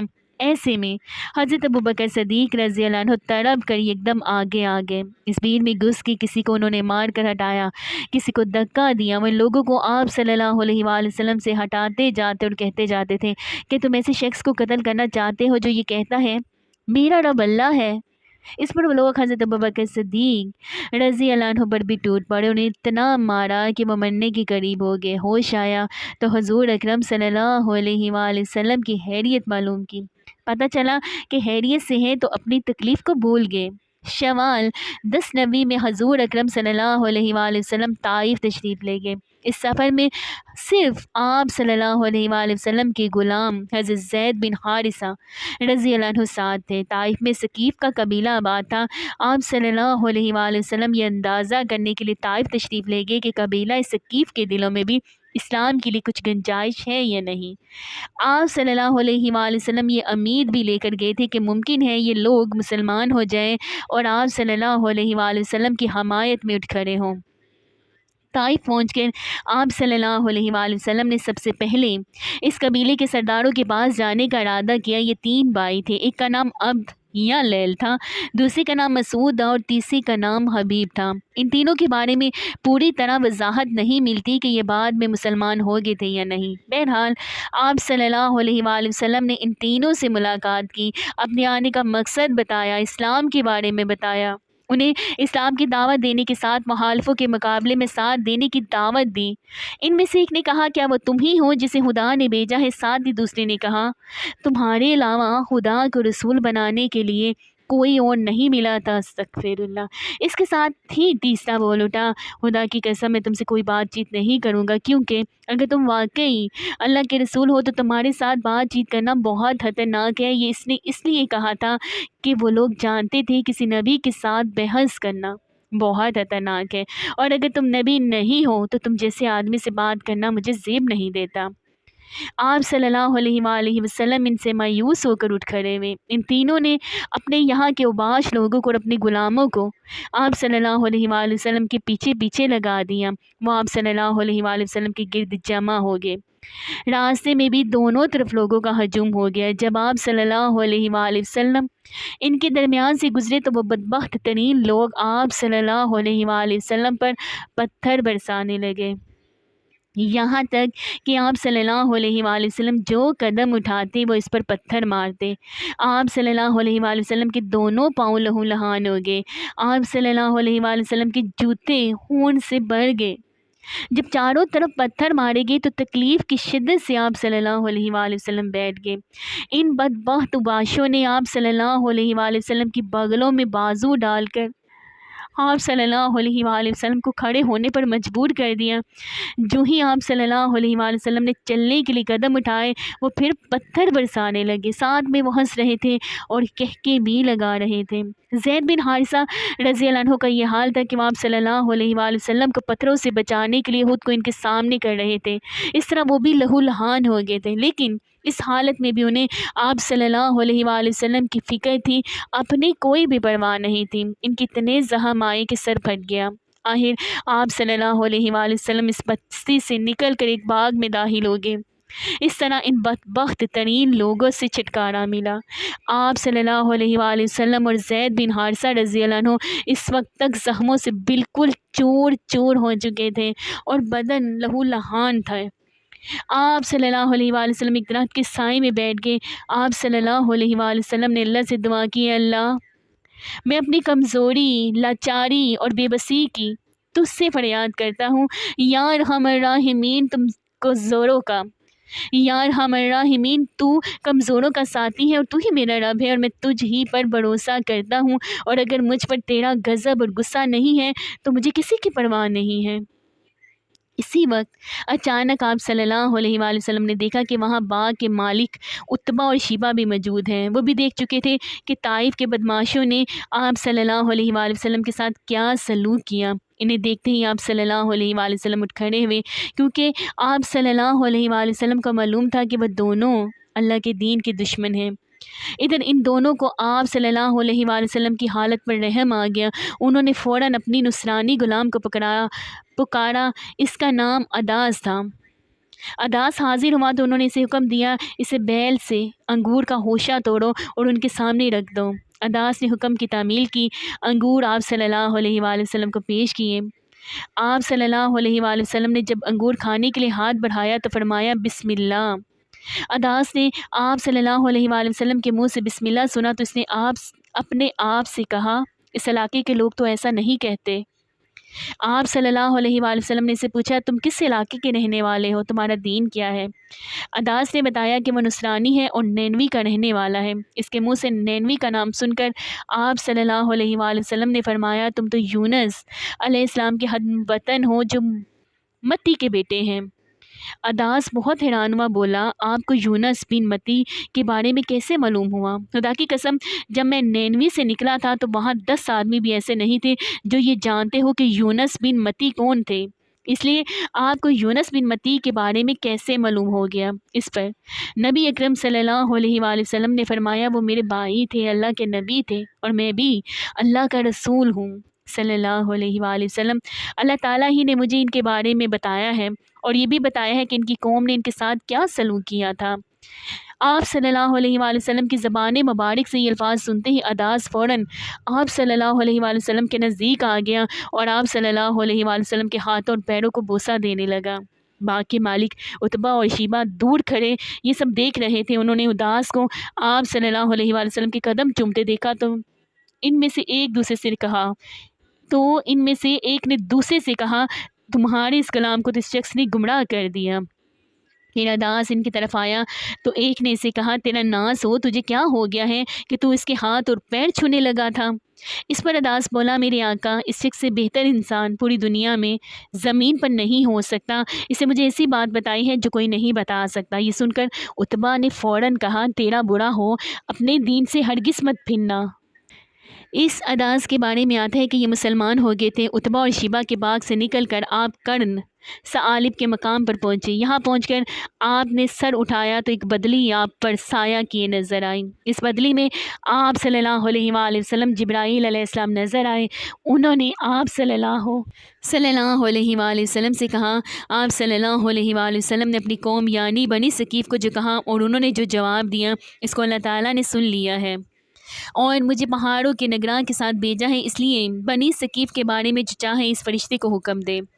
اس کے بعد پہاڑوں کے فرشتے نے حضرت صلی اللہ علیہ وآلہ وسلم کو پکارا اور عرض کیا اے اللہ کے رسول صلی اللہ علیہ وآلہ وسلم، اگر آپ صلی اللہ علیہ وآلہ وسلم چاہیں تو میں ان پہاڑوں کے درمیان اس قوم کو کچل دوں یا انہیں زمین میں دنسا کر ان کے اوپر پہاڑوں کو گڑا دوں۔ پہاڑوں کے فرشتے کی بات کے جواب میں آپ صلی اللہ علیہ وآلہ وسلم نے فرمایا نہیں، مجھے توقع ہے کہ اللہ تعالیٰ ان کی اولاد میں ضرور ایسے لوگ پیدا فرمائے گا جو اللہ تعالیٰ کی عبادت کریں گے اور اس کے ساتھ کسی کو شریک نہیں ٹھہرائیں گے۔ اس پر پہاڑوں کے فرشتے نے جواب دیا اللہ تعالیٰ نے جیسا آپ صلی اللہ علیہ وآلہ وسلم کو نام دیا ہے، آپ صلی اللہ علیہ وآلہ وسلم حقیقت میں رؤوف و رحیم ہیں، یعنی بہت معاف کرنے والے اور بہت رحم کرنے والے ہیں۔ طائف کے اسی سفر سے واپسی پر 9 جنوں کا آپ صلی اللہ علیہ وآلہ وسلم کے پاس سے گزر ہوا۔ وہ نصیبین کے رہنے والے تھے۔ یہ شام کے شہر کا نام ہے۔ نصیبین شام کے ایک شہر کا نام ہے۔ آپ صلی اللہ علیہ وآلہ وسلم اس وقت نماز پڑھ رہے تھے، جنات نے آپ صلی اللہ علیہ وآلہ وسلم کی قرأت کی آواز سنی تو اسی وقت مسلمان ہو گئے۔ پہلے وہ یہودی تھے۔ طائف سے واپسی پر آپ صلی اللہ علیہ وآلہ وسلم مکہ میں داخل ہوئے تو حرم میں آئے اور بیت اللہ کا طواف فرمایا، اس کے بعد گھر تشریف لے گئے۔ ادھر 9 جن جب اپنی قوم میں گئے تو انہوں نے باقی جنوں کو آپ صلی اللہ علیہ وآلہ وسلم کے بارے میں بتایا، چنانچہ وہ سب کے سب مکہ پہنچے۔ انہوں نے حجون کے مقام پر قیام کیا اور ایک جن کو آپ صلی اللہ علیہ وآلہ وسلم کی خدمت اقدس میں بھیجا۔ اس نے آپ صلی اللہ علیہ وآلہ وسلم سے عرض کیا میری قوم حجون کے مکان پر ٹھہری ہوئی ہے، آپ صلی اللہ علیہ وآلہ وسلم وہاں تشریف لے چلیے۔ آپ صلی اللہ علیہ وآلہ وسلم نے اسے وعدہ فرمایا کہ آپ صلی اللہ علیہ وآلہ وسلم رات میں کسی وقت حجون آئیں گے۔ حجون مکہ کے ایک قبرستان کا نام تھا۔ رات کے وقت آپ صلی اللہ علیہ وآلہ وسلم وہاں پہنچے۔ حضرت عبداللہ بن مسعود رضی اللہ عنہ آپ صلی اللہ علیہ وآلہ وسلم کے ساتھ تھے۔ حجون پہنچ کر آپ صلی اللہ علیہ وآلہ وسلم نے حضرت عبداللہ بن مسعود کے گرد ایک خط کھینچ دیا اور فرمایا اسے باہر مت نکلنا، اگر تم نے دائرے سے باہر قدم رکھ دیا تو قیامت کے دن تک تم مجھے نہیں دیکھ پاؤ گے اور نہ میں تمہیں دیکھ سکوں گا۔ ایک روایت کے مطابق آپ صلی اللہ علیہ وآلہ وسلم نے ان سے یہ بھی فرمایا میرے آنے تک تم اسی جگہ رہو، تمہیں کسی چیز سے ڈر نہیں لگے گا، نہ کسی چیز کو دیکھ کر ہول محسوس کرے گا۔ اس کے بعد آپ صلی اللہ علیہ وآلہ وسلم کچھ فاصلے پر جا کر بیٹھ گئے۔ اچانک آپ صلی اللہ علیہ وآلہ وسلم کے پاس بالکل سیاہ فام لوگ آئے۔ یہ کافی تعداد میں تھے اور آپ صلی اللہ علیہ وآلہ وسلم پر ہجوم کر کے ٹوٹے پڑ رہے تھے، یعنی قرآن پاک سننے کی خواہش میں ایک دوسرے پر گر رہے تھے۔ اس موقع پر حضرت عبداللہ بن مسعود رضی اللہ عنہ نے چاہا کہ آگے بڑھ کر ان لوگوں کو آپ صلی اللہ علیہ وآلہ وسلم کے پاس سے ہٹا دے، لیکن پھر انہیں آپ صلی اللہ علیہ وآلہ وسلم کا ارشاد مبارک یاد آ گیا اور وہ اپنی جگہ سے نہ ہلے۔ ادھر جنات نے آپ صلی اللہ علیہ وآلہ وسلم سے کہا اے اللہ کے رسول صلی اللہ علیہ وآلہ وسلم ہم جس جگہ کے رہنے والے ہیں یعنی جہاں ہمیں جانا ہے وہ جگہ بہت دور ہے، اس لیے ہمارے اور ہماری سواریوں کے لیے سامان سفر کا انتظام فرما دیجیے۔ جواب میں آپ صلی اللہ علیہ وآلہ وسلم نے ارشاد فرمایا، ہر وہ ہڈی جس پر اللہ کا نام لیا گیا ہو جب تمہارے ہاتھوں میں پہنچے گی تو پہلے سے زیادہ پرگوشت ہو جائے گی، اور یہ لید اور گوبر تمہارے جانوروں کا چارہ ہے۔ اسی طرح جنات آپ صلی اللہ علیہ وآلہ وسلم پر ایمان لائے۔ طفیل بن عمرو دوسی ایک اونچے درجے کے شاعر تھے۔ یہ ایک مرتبہ مکہ آئے۔ ان کی آمد کی خبر سن کر قریش ان کے گردا گرد جمع ہو گئے۔ انہوں نے طفیل بن عمرو دوسی سے کہا، آپ ہمارے درمیان ایسے وقت میں آئے ہیں جبکہ ہمارے درمیان اس شخص نے اپنا معاملہ بہت پیچیدہ بنا دیا ہوا ہے۔ اس نے ہمارا شرازہ بکھیر کر رکھ دیا ہے، ہم میں پھوٹ ڈال دی ہے۔ اس کی باتوں میں جادو جیسا اثر ہے، اس نے دو سگے بھائیوں میں پھوٹ ڈال دی ہے۔ اب ہمیں آپ کی اور آپ کی قوم کی طرف سے بھی پریشانی لاحق ہو گئی ہے، اس لیے اب آپ نہ تو اس سے کوئی بات کریں اور نہ اس کی کوئی بات سنیں۔ انہوں نے ان پر اتنا دباؤ ڈالا کہ وہ یہ کہنے پر مجبور ہو گئے، نہ میں محمد کی کوئی بات سنوں گا اور نہ ان سے کوئی بات کروں گا۔ دوسرے دن طفیل بن عمرو دوسی رضی اللہ عنہ کعبے کا طواف کرنے کے لیے گئے تو انہوں نے اپنے کانوں میں کپڑا ٹھونس لیا کہ کہیں ان کی کوئی بات ان کے کانوں میں نہ پہنچ جائے۔ آپ صلی اللہ علیہ وآلہ وسلم اس وقت کعبہ میں نماز پڑھ رہے تھے، یا آپ صلی اللہ علیہ وآلہ وسلم کے قریب ہی کھڑے ہو گئے۔ اللہ کو یہ منظور تھا کہ آپ صلی اللہ علیہ وآلہ وسلم کا کچھ کلام ان کے کانوں میں پڑ جائے، چنانچہ انہوں نے ایک نہایت پاکیزہ اور خوبصورت کلام سنا۔ اپنے دل میں کہنے لگے، میں اچھے اور برے میں تمیز کر سکتا ہوں، اس لیے ان صاحب کی بات سن لینے میں حرج ہی کیا ہے؟ اگر یہ اچھی بات کہتے ہیں تو میں قبول کر لوں گا، اور بری بات ہوئی تو چھوڑ دوں گا۔ کچھ دیر بعد آپ صلی اللہ علیہ وآلہ وسلم نماز سے فارغ ہو کر اپنے گھر کی طرف چلے تو انہوں نے کہا، اے محمد، آپ صلی اللہ علیہ وآلہ وسلم کی قوم نے مجھ سے ایسا ایسا کہا ہے، اس لیے میں آپ صلی اللہ علیہ وآلہ وسلم کی باتوں سے بچنے کے لیے کانوں میں کپڑا ٹھونس لیا تھا، مگر آپ صلی اللہ علیہ وآلہ وسلم اپنی بات میرے سامنے پیش کریں۔ یہ سن کر آپ صلی اللہ علیہ وآلہ وسلم نے ان پر اسلام پیش کیا اور ان کے سامنے قرآن کریم کی تلاوت فرمائی۔ قرآن کریم سن کر طفیل بن عمرو دوسی بول اٹھے، اللہ کی قسم میں نے اسے اچھا کلام کبھی نہیں سنا۔ اس کے بعد انہوں نے کلمہ پڑھا اور مسلمان ہو گئے۔ پھر انہوں نے عرض کیا، اے اللہ کے رسول صلی اللہ علیہ وآلہ وسلم، میں اپنی قوم میں اونچی حیثیت کا مالک ہوں، وہ سب میری بات سنتے ہیں، مانتے ہیں، میں واپس آ کر اپنی قوم کو اسلام کی دعوت دوں گا، اس لیے آپ صلی اللہ علیہ وآلہ وسلم میرے لیے دعا فرمائیں۔ اس پر آپ صلی اللہ علیہ وآلہ وسلم نے ان کے لیے دعا فرمائی، پھر وہ واپس روانہ ہو گئے۔ اپنی بستی کے قریب پہنچے تو وہاں انہیں پانی کے پاس کافی کھڑے نظر آئے۔ اسی وقت ان کی دونوں آنکھوں کے درمیان چراغ کی مانند ایک نور پیدا ہو گیا، اور آہستہ آپ صلی اللہ علیہ وآلہ وسلم کی دعا کی وجہ سے ہوا تھا۔ رات بھی اندھیری تھی۔ اس وقت انہوں نے دعا کی، اے اللہ، اس نور کو میرے چہرے کے علاوہ کسی اور چیز میں پیدا فرما دے۔ مجھے ڈر ہے میری قوم کے لوگ یہ نہ کہنے لگے کہ دین کے بدلنے کی وجہ سے اس کی شکل بگڑ گئی۔ چنانچہ اسی وقت وہ نور ان کے چہرے سے ان کے کوڑے میں آ گیا۔ اب ان کا کوڑا کسی قندیل کی طرح روشن ہو گیا۔ اسی بنیاد پر حضرت طفیل بن عمرو دوسی رضی اللہ عنہ کو ذی النور کہا جانے لگا۔ یہ نور والے وہ گھر پہنچے تو ان کے والد ان کے پاس آئے۔ انہوں نے ان سے کہا، آپ میرے پاس نہ آئیں، اب میرا آپ سے کوئی تعلق نہیں ہے اور نہ آپ کا مجھ سے کوئی تعلق رہ گیا ہے۔ یہ سن کر ان کے والد نے پوچھا، کیوں بیٹے، یہ کیا بات ہوئی؟ انہوں نے جواب دیا، میں مسلمان ہو گیا ہوں، میں نے محمد صلی اللہ علیہ وآلہ وسلم کا دین قبول کر لیا ہے۔ یہ سنتے ہی ان کے والد بول اٹھے، بیٹے، جو تمہارا دین ہے وہی میرا دین ہے۔ تب طفیل بن عمرو دوسی رضی اللہ عنہ نے انہیں غسل کرنے اور پاک کپڑے پہننے کے لیے کہا۔ جب وہ ایسا کر چکے تو ان پر اسلام پیش کیا۔ وہ اسی وقت کلمہ پڑھ کر مسلمان ہو گئے۔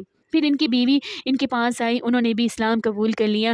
اب انہوں نے اپنی قوم کے لوگوں پر اسلام پیش کیا تو وہ لوگ بگڑ گئے۔ ان کا یہ حال دیکھ کر حضرت طفیل بن عمرو رضی اللہ عنہ پھر حضور نبی کریم صلی اللہ علیہ وآلہ وسلم کے پاس گئے اور آپ صلی اللہ علیہ وآلہ وسلم سے عرض کیا، اے اللہ کے رسول، قوم دوست مجھ پر غالب آ گئے، اس لیے آپ صلی اللہ علیہ وآلہ وسلم ان کے لیے دعا فرمائیں۔ آپ صلی اللہ علیہ وآلہ وسلم نے دعا فرمائی، اے اللہ، قوم دوست کو ہدایت عطا فرما، انہیں دین کی طرف لے آ۔ حضرت طفیل بن عمرو دوسی رضی اللہ عنہ پھر اپنے لوگوں میں گئے۔ انہوں نے پھر دین اسلام کی دعوت شروع کی۔ وہ مسلسل انہیں تبلیغ کرتے رہے، یہاں تک کہ حضور اکرم صلی اللہ علیہ وآلہ وسلم مکہ سے ہجرت کر کے مدینہ تشریف لے گئے۔ آخر وہ لوگ ایمان لے آئے۔ حضرت طفیل بن عمرو دوسی رضی اللہ عنہ انہیں ساتھ لے کر مدینہ آئے۔ اس وقت تک غزوہ بدر، غزوہ احد اور غزوہ خندق ہو چکے تھے۔ اور نبی کریم صلی اللہ علیہ وآلہ وسلم ہیبر کے مقام پر موجود تھے۔ حضرت طفیل بن عمرو دوسی کے ساتھ 70-80 گھرانوں کے لوگ تھے۔ ان میں حضرت ابو ہریرہ رضی اللہ عنہ بھی تھے۔ چونکہ یہ لوگ وہاں غزوہ ہیبر کے وقت پہنچے تھے، اس لیے نبی کریم صلی اللہ علیہ وآلہ وسلم نے تمام مسلمانوں کے ساتھ ان کا بھی حصہ نکالا، اگرچہ وہ جنگ میں شریک نہیں ہوئے تھے۔ طائف کے سفر کے بعد معراج کا واقعہ پیش آیا، جو حضور نبی کریم صلی اللہ علیہ وآلہ وسلم پر اللہ تعالیٰ کا خاص الخاص انعام اور نبوت کا بہت بڑا معجزہ ہے۔ یہ واقعہ اس طرح ہوا کہ حضور اکرم صلی اللہ علیہ وآلہ وسلم مکہ معظمہ میں حضرت ام ہانی رضی اللہ عنہا کی گھر کے آرام فرما رہے تھے کہ اللہ تعالیٰ نے حضرت جبرائیل علیہ السلام اور حضرت میکائیل علیہ السلام کو آپ صلی اللہ علیہ وآلہ وسلم کے پاس بھیجا۔ وہ آپ صلی اللہ علیہ وآلہ وسلم کو مسجد الحرام لے گئے، پھر وہاں سے براق پر سوار کر کے مسجد اقصیٰ لے گئے، جہاں تمام انبیاء علیہ السلام نے آپ صلی اللہ علیہ وآلہ وسلم کی اقتداء میں نماز ادا کی۔ اس کے بعد آپ صلی اللہ علیہ وآلہ وسلم کو 7 آسمانوں کی سیر کرائے گی، اور آپ صلی اللہ علیہ وآلہ وسلم اللہ تعالیٰ سے ہم کلام ہوئے۔ اس سفر کی کچھ اہم تفصیلات یہ ہیں کہ حضور نبی کریم صلی اللہ علیہ وآلہ وسلم بیت المقدس پہنچنے سے پہلے حضرت جبرائیل علیہ السلام کے ساتھ چلے جا رہے تھے کہ راستے میں ایک سرسبز علاقے سے گزر ہوا۔ حضرت جبرائیل علیہ السلام نے آپ صلی اللہ علیہ وآلہ وسلم سے کہا، یہاں اتر کر 2 رکعت نماز پڑھ لیجیے۔ آپ صلی اللہ علیہ وآلہ وسلم نے براق سے اتر کر 2 رکعتیں ادا کی۔ جبرائیل علیہ السلام نے پوچھا، آپ صلی اللہ علیہ وآلہ وسلم کا معلوم ہے یہ کون سا مقام ہے؟ آپ صلی اللہ علیہ وآلہ وسلم نے فرمایا نہیں۔ تب حضرت جبرائیل علیہ السلام نے کہا، یہ آپ صلی اللہ علیہ وآلہ وسلم نے طیبہ یعنی مدینہ منورہ میں نماز پڑھی ہے، اور یہی آپ کی ہجرت گاہ ہے، یعنی مکہ سے ہجرت کر کے آپ یہیں آنا ہے۔ آپ نبی کریم صلی اللہ علیہ وآلہ وسلم مکہ سے جب ہجرت کریں گے تو آپ صلی اللہ علیہ وآلہ وسلم یہیں آئیں گے۔ اس کے بعد براق پھر روانہ ہوا، اس کا ہر قدم جہاں تک نظر جاتی تھی وہاں پڑتا تھا۔ ایک اور مقام پر حضرت جبرائیل علیہ السلام نے کہا، آپ صلی اللہ علیہ وآلہ وسلم یہاں اتر کر نماز پڑھیے۔ آپ صلی اللہ علیہ وآلہ وسلم نے وہاں بھی 2 رکعت ادا کی۔ انہوں نے بتایا، آپ صلی اللہ علیہ وآلہ وسلم نے مدین میں نماز پڑھی ہے۔ اس بستی کا نام مدین ہے، حضرت ابراہیم علیہ السلام کے بیٹے مدین کے نام پر رکھا گیا تھا۔ انہوں نے اسی مقام پر قیام کیا تھا، اس کے بعد وہاں آبادی ہو گئی تھی۔ حضرت شعیب علیہ السلام اس بستی میں مبعوث ہوئے تھے، اس کے بعد پھر آپ صلی اللہ علیہ وآلہ وسلم اسی براق پر سوار ہوئے۔ ایک مقام پر حضرت جبرائیل علیہ السلام نے آپ صلی اللہ علیہ وآلہ وسلم سے کہا، اب یہاں اتر کر نماز پڑھیے۔ آپ صلی اللہ علیہ وآلہ وسلم یہاں اتر کر نماز پڑھیے۔ آپ صلی اللہ علیہ وآلہ وسلم نے 2 رکعت نماز ادا کی۔ جبرائیل علیہ السلام نے بتایا، یہ بیت الحم ہے۔ بیت الحم بیت المقدس کے پاس ایک بستی ہے جہاں حضرت عیسیٰ علیہ السلام کی پیدائش ہوئی تھی۔ اسی سفر میں آپ نے اللہ کے راستے میں جہاد کرنے والوں کا حال دیکھا، یعنی آپ صلی اللہ علیہ وآلہ وسلم کو آخرت کی مثالی شکل کے ذریعے مجاہدین کے حالات دکھائے گئے۔ حضرت جبرائیل علیہ السلام نے بتایا، یہ اللہ کی راہ میں جہاد کرنے والے لوگ ہیں، اللہ نے ان کی ہر نیکی کا ثواب 700 گنا کر دیا ہے۔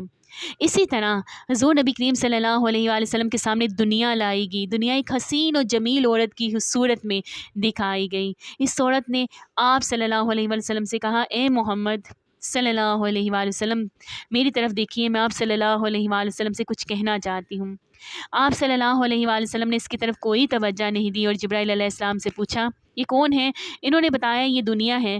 اگر آپ صلی اللہ علیہ وآلہ وسلم اس طرف توجہ دیتے تو آپ صلی اللہ علیہ وآلہ وسلم کی امت آخرت کے مقابلے میں دنیا کو اختیار کر لیتی۔ اس کے بعد آپ صلی اللہ علیہ وآلہ وسلم نے راستے میں ایک بڑھیا کو دیکھا۔ آپ صلی اللہ علیہ وآلہ وسلم نے پوچھا، یہ کون ہے؟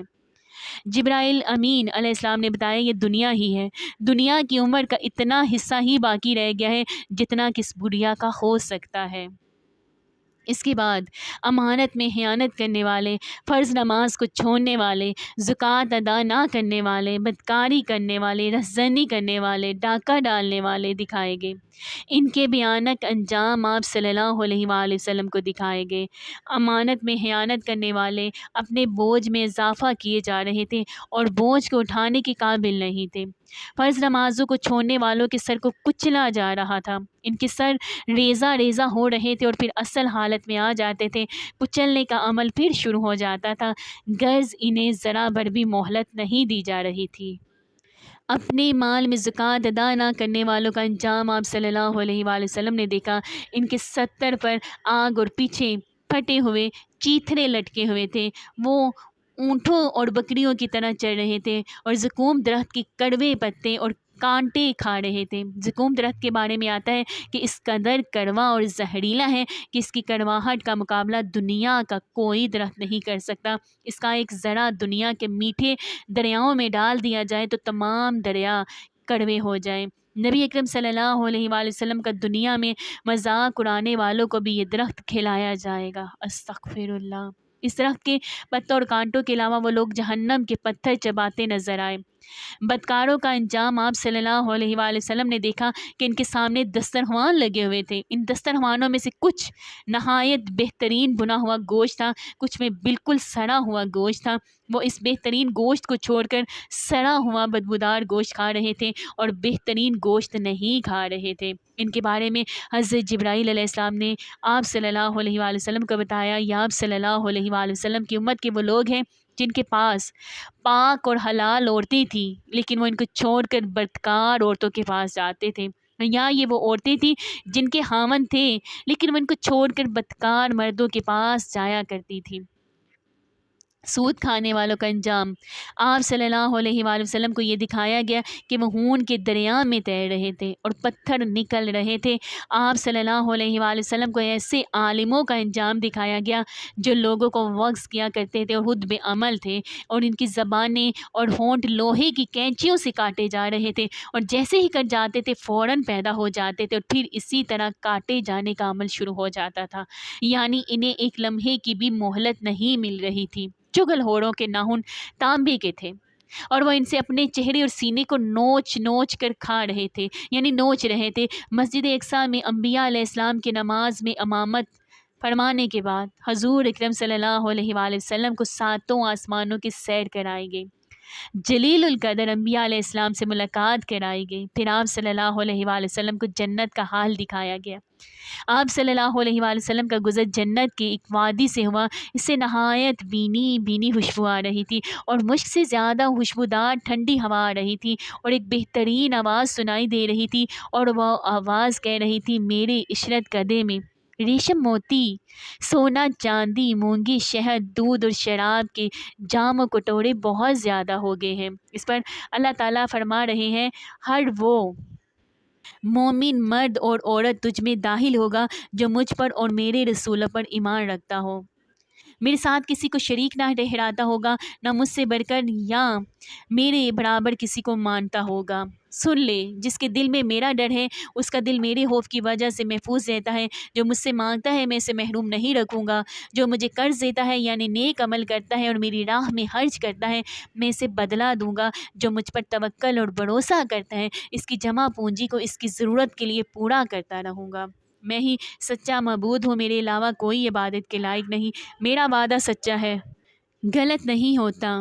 مومن کی نجات یقینی ہے اور اللہ تعالیٰ ہی برکت دینے والا ہے اور سب سے بہترین خالق یعنی پیدا کرنے والا ہے۔ یہ سن کر میں نے کہا بس ہے میرے پروردگار، میں خوش اور مطمئن ہوں۔ دوزخ کا یہ حال دکھایا گیا کہ آپ وادی میں پہنچے، وہاں آپ صلی اللہ علیہ وآلہ وسلم نے ایک بہت بدنما آواز سنی۔ آپ صلی اللہ علیہ وآلہ وسلم نے بدبو بھی محسوس کی۔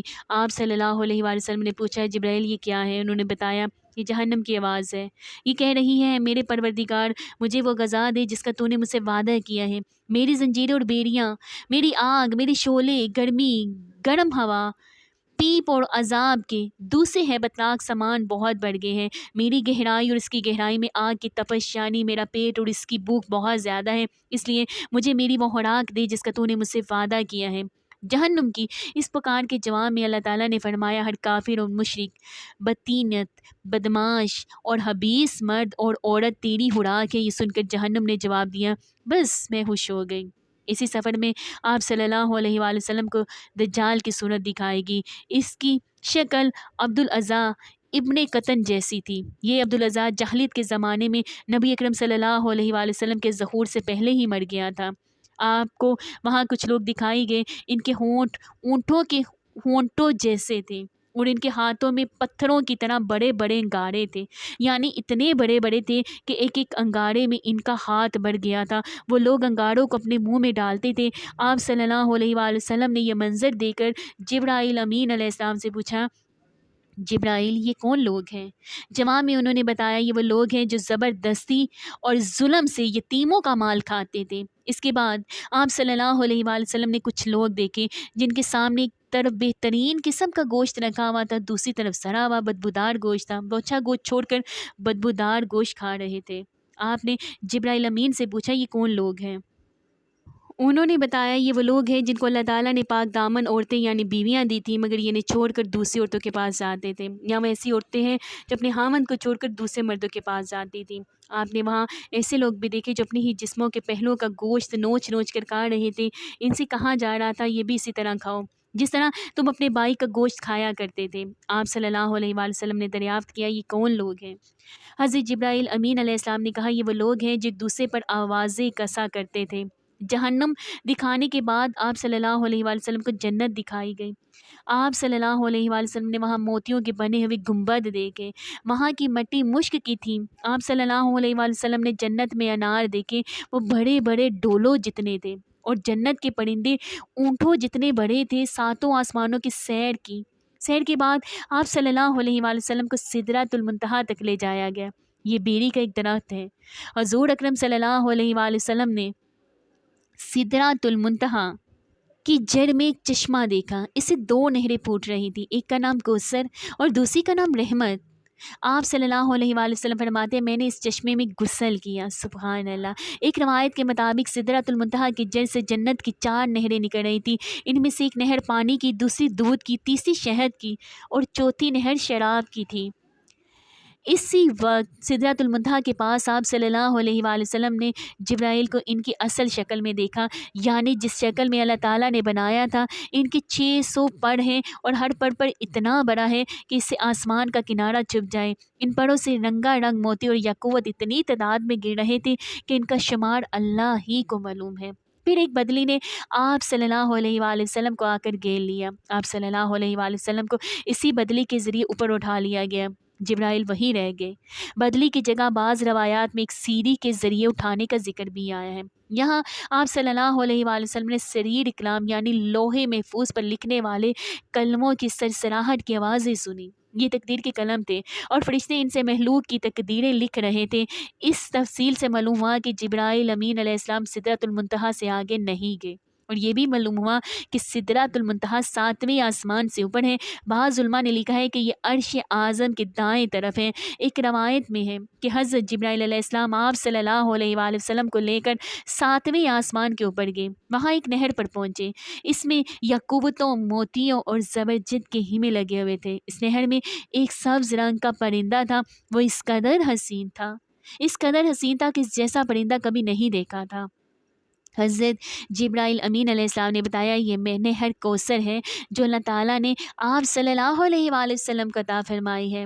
آپ صلی اللہ علیہ وآلہ وسلم فرماتے ہیں میں نے دیکھا اس میں یاقوت اور زمرد کے تھالوں میں رکھے ہوئے سونے اور چاندی کے جام تیر رہے تھے۔ اس نہر کا پانی دودھ سے زیادہ سفید تھا۔ میں نے ایک جام اٹھایا، اس نہر سے بڑھ کر پیا تو وہ شہد سے زیادہ میٹھا اور مشک سے زیادہ خوشبودار تھا۔ آپ صلی اللہ علیہ وآلہ وسلم فرماتے ہیں حضرت جبرائیل امین علیہ السلام مجھے لیے ہوئے سدرۃ المنتہا تک پہنچے، اس کے پاس حجاب اکبر ہے۔ حجاب اکبر کے پاس پہنچ کر انہوں نے کہا میری پہنچ کا مقام یہاں ختم ہو گیا، اب آپ آگے تشریف لے جائیے۔ اللہ اکبر۔ آپ کیا فرماتے ہیں میری پہنچ کا مقام یہاں ختم ہو گیا، آپ صلی اللہ علیہ وآلہ وسلم آگے تشریف لے جائیے۔ آپ صلی اللہ علیہ وآلہ وسلم فرماتے ہیں میں آگے بڑھا یہاں تک کہ میں سونے کے ایک تخت تک پہنچ گیا، اس پر جنت کا ریشمی قلین بچا تھا۔ اسی وقت میں نے حضرت جبرائیل امین علیہ السلام کی آواز سنی، وہ کہہ رہے تھے اے محمد صلی اللہ علیہ وآلہ وسلم، اللہ تعالیٰ آپ صلی اللہ علیہ وآلہ وسلم کی تعریف فرما رہا ہے، آپ صلی اللہ علیہ وآلہ وسلم سنیے اور اطاعت کیجیے۔ آپ صلی اللہ علیہ وآلہ وسلم کا کلام الہی سے دہشت زدہ نہ ہوں۔ چنانچہ اسی وقت میں نے حق تعالیٰ کی تعریف بیان کی، اس کے بعد مجھے اللہ تعالیٰ کا دیدار نصیب ہوا، سبحان اللہ۔ میں فوراً سجدے میں گر گیا، پھر اللہ تعالیٰ نے مجھ پر وحی اتاری، وہ یہ تھی اے محمد صلی اللہ علیہ وآلہ وسلم جب تک آپ صلی اللہ علیہ وآلہ وسلم جنت میں داخل نہیں ہو جائیں گے اس وقت تک تمام نبیوں کے لیے جنت حرام رہے گی۔ اسی طرح جب تک آپ صلی اللہ علیہ وآلہ وسلم کی امت جنت میں داخل نہیں ہوگی تمام امتوں کے لیے جنت حرام رہے گی۔ اس کے علاوہ اللہ سبحانہ تعالیٰ نے فرمایا ہے محمد صلی اللہ علیہ وآلہ وسلم ہم نے کوثر آپ صلی اللہ علیہ وآلہ وسلم کو عطا فرما دی ہے۔ اس طرح آپ صلی اللہ علیہ وآلہ وسلم کو یہ خصوصیت حاصل ہو گئی ہے کہ تمام جنتی آپ صلی اللہ علیہ وآلہ وسلم کے مہمان ہوں گے۔ سبحان اللہ۔ اس کے بعد 50 نمازیں فرض ہوئی، 50 نمازیں حضرت موسیٰ علیہ السلام کے مشورے سے کم کرائی گئیں، یہاں تک کہ ان کی تعداد 5 کر دی گئی۔ تاہم اللہ تعالیٰ نے فرمایا محمد صلی اللہ علیہ وآلہ وسلم ہر روز یہ 5 نمازیں ہیں، ان میں سے ہر ایک کا ثواب 10 کے برابر ہوگا، اسی طرح ان 5 نمازوں کا ثواب 50 نمازوں کے برابر ملے گا۔ آپ صلی اللہ علیہ وآلہ وسلم کی امت میں سے جو شخص بھی نیکی کا ارادہ کرے اور پھر نہ کر سکے تو میں اس کے حق میں صرف ارادہ کرنے پر ایک نیکی لکھوں گا، اور اگر اس نے وہ نیک عمل کر بھی لیا تو اسے 10 نیکیوں کے برابر لکھوں گا، اور جس شخص کسی بدی کا ارادہ کرے اور پھر اس کو نہ کرے تو میں بھی اس کے لیے ایک نیکی لکھ دوں گا۔ اگر کوئی شخص بدی کا ارادہ کرے اور پھر اس بدی کو نہ کرے تو بھی اس کے لیے ایک نیکی لکھ دوں گا، اور اگر اس نے وہ بدی کر لی تو اس کے نتیجے میں ایک بدی لکھوں گا، یعنی بدی 1 لکھی جائے گی اور نیکیاں 10 لکھی جائیں گی۔ سبحان اللہ۔ آپ صلی اللہ علیہ وآلہ وسلم فرماتے ہیں میں نے جنت کے دروازے پر لکھا ہوا دیکھا کہ صدقہ کا صلہ 10 گنا ہے۔ آپ صلی اللہ علیہ وآلہ وسلم کیا فرماتے ہیں؟ آپ صلی اللہ علیہ وآلہ وسلم فرماتے ہیں میں نے جنت کے دروازے پر لکھا دیکھا صدقے کا صلہ 10 گنا ہے اور قرض کا صلہ 18 گنا ہے۔ میں نے جبرائیل امین علیہ السلام سے پوچھا یہ کیا بات ہے کہ قرض دینا صدقے سے بھی افضل ہے؟ جواب میں انہوں نے کہا اس کی وجہ یہ ہے کہ سائل جسے صدقہ دیا جاتا ہے وہ مانگتا ہے تو اسی وقت اس کے پاس کچھ نہ کچھ ہوتا ہے، جبکہ قرض مانگنے والا اسی وقت قرض مانگتا ہے جب اس کے پاس کچھ نہ ہو۔ حضور اقدس صلی اللہ علیہ وآلہ وسلم نے معراج کے دوران جہنم کے دروگہ مالک کو دیکھا، وہ انتہائی سخت طبیعت کا فرشتہ ہے، اس کے چہرے پر غصہ اور غضب رہتا ہے۔ آپ صلی اللہ علیہ وآلہ وسلم نے اسے سلام کیا، دروگہ نے سلام کا جواب دیا، خوش آمدید بھی کہا لیکن مسکرایا نہیں۔ اس پر حضور نبی کریم صلی اللہ علیہ وآلہ وسلم نے حضرت جبرائیل امین علیہ السلام سے فرمایا یہ کیا بات ہے کہ میں آسمان والوں میں سے جس سے بھی ملا اس نے مسکرا کر میرا استقبال کیا، مگر دروگہ جہنم نے مسکرا کر مجھ سے بات نہیں کی۔ اس پر حضرت جبرائیل امین علیہ السلام نے کہا یہ جہنم کا دروگہ ہے، جب سے پیدا ہوا ہے آج تک کبھی نہیں ہنسا، اگر یہ ہنس سکتا تو صرف آپ ہی کے لیے ہنستا۔ یہ بات اچھی طرح جان لیں کہ نبی کریم صلی اللہ علیہ وآلہ وسلم کو معراج جاگنے کی حالت میں جسم اور روح دونوں کے ساتھ ہوئی۔ بعض لوگ معراج کو صرف ایک خواب کہتے ہیں اور بعض کہتے ہیں کہ صرف روح گئی تھی، جسم ساتھ نہیں گیا تھا۔ اگر یہ دونوں باتیں ہوتی تو پھر معراج کے واقعے کی بلا کیا خصوصیت تھی؟ ہوا میں تو عام آدمی بھی کچھ دیکھ لیتا ہے، معراج کی اصل خصوصیت یہ ہے کہ آپ صلی اللہ علیہ وآلہ وسلم جسم سمیت آسمانوں پر تشریف لے گئے، لہٰذا گمراہ لوگوں کے بہکاوے میں مت آئیے۔ اور پھر یہ بات بھی ہے کہ اگر یہ صرف ہوا میں ہوتا یا معراج صرف روح کو ہوتی تو مشرکین مکہ مذاق نہ اڑاتے، جبکہ انہوں نے ماننے سے انکار کیا اور مذاق بھی اڑایا۔ عوام میں دیکھے کسی واقعے پر بھلا کوئی مذاق اڑاتا ہے اور کیوں اڑائے گا؟ معراج کے بارے میں اس مسئلے میں بھی اختلاف پایا جاتا ہے کہ نبی کریم صلی اللہ علیہ وآلہ وسلم نے اللہ تعالیٰ کو دیکھا یا نہیں۔ اس بارے میں دونوں طرح کے حدیث موجود ہیں، اس معاملے میں بہتر یہ ہے کہ ہم خاموشی اختیار کریں کیونکہ یہ ہمارے اعتقاد کا مسئلہ نہیں ہے۔ نہ ہم سے قیامت کے دن یہ سوال پوچھا جائے گا کہ حضور اقدس صلی اللہ تعالیٰ علیہ وآلہ وسلم ہم کلامی کے بعد آسمانوں سے واپس زمین پر تشریف لے آئے، جب اپنے بستر پر پہنچی تو اسی طرح گرم تھا جس طرح چھوڑ کر گئے تھے۔ یعنی معراج کا یہ عجیب واقعہ اور اتنا طویل سفر صرف ایک لمحے میں پورا ہو گیا۔ یوں سمجھے کہ اللہ تعالیٰ نے اس دوران کائنات کے وقت کی رفتار کو روک لیا، جس کے باعث یہ معجزہ نہایت تھوڑے وقت میں مکمل ہو گیا۔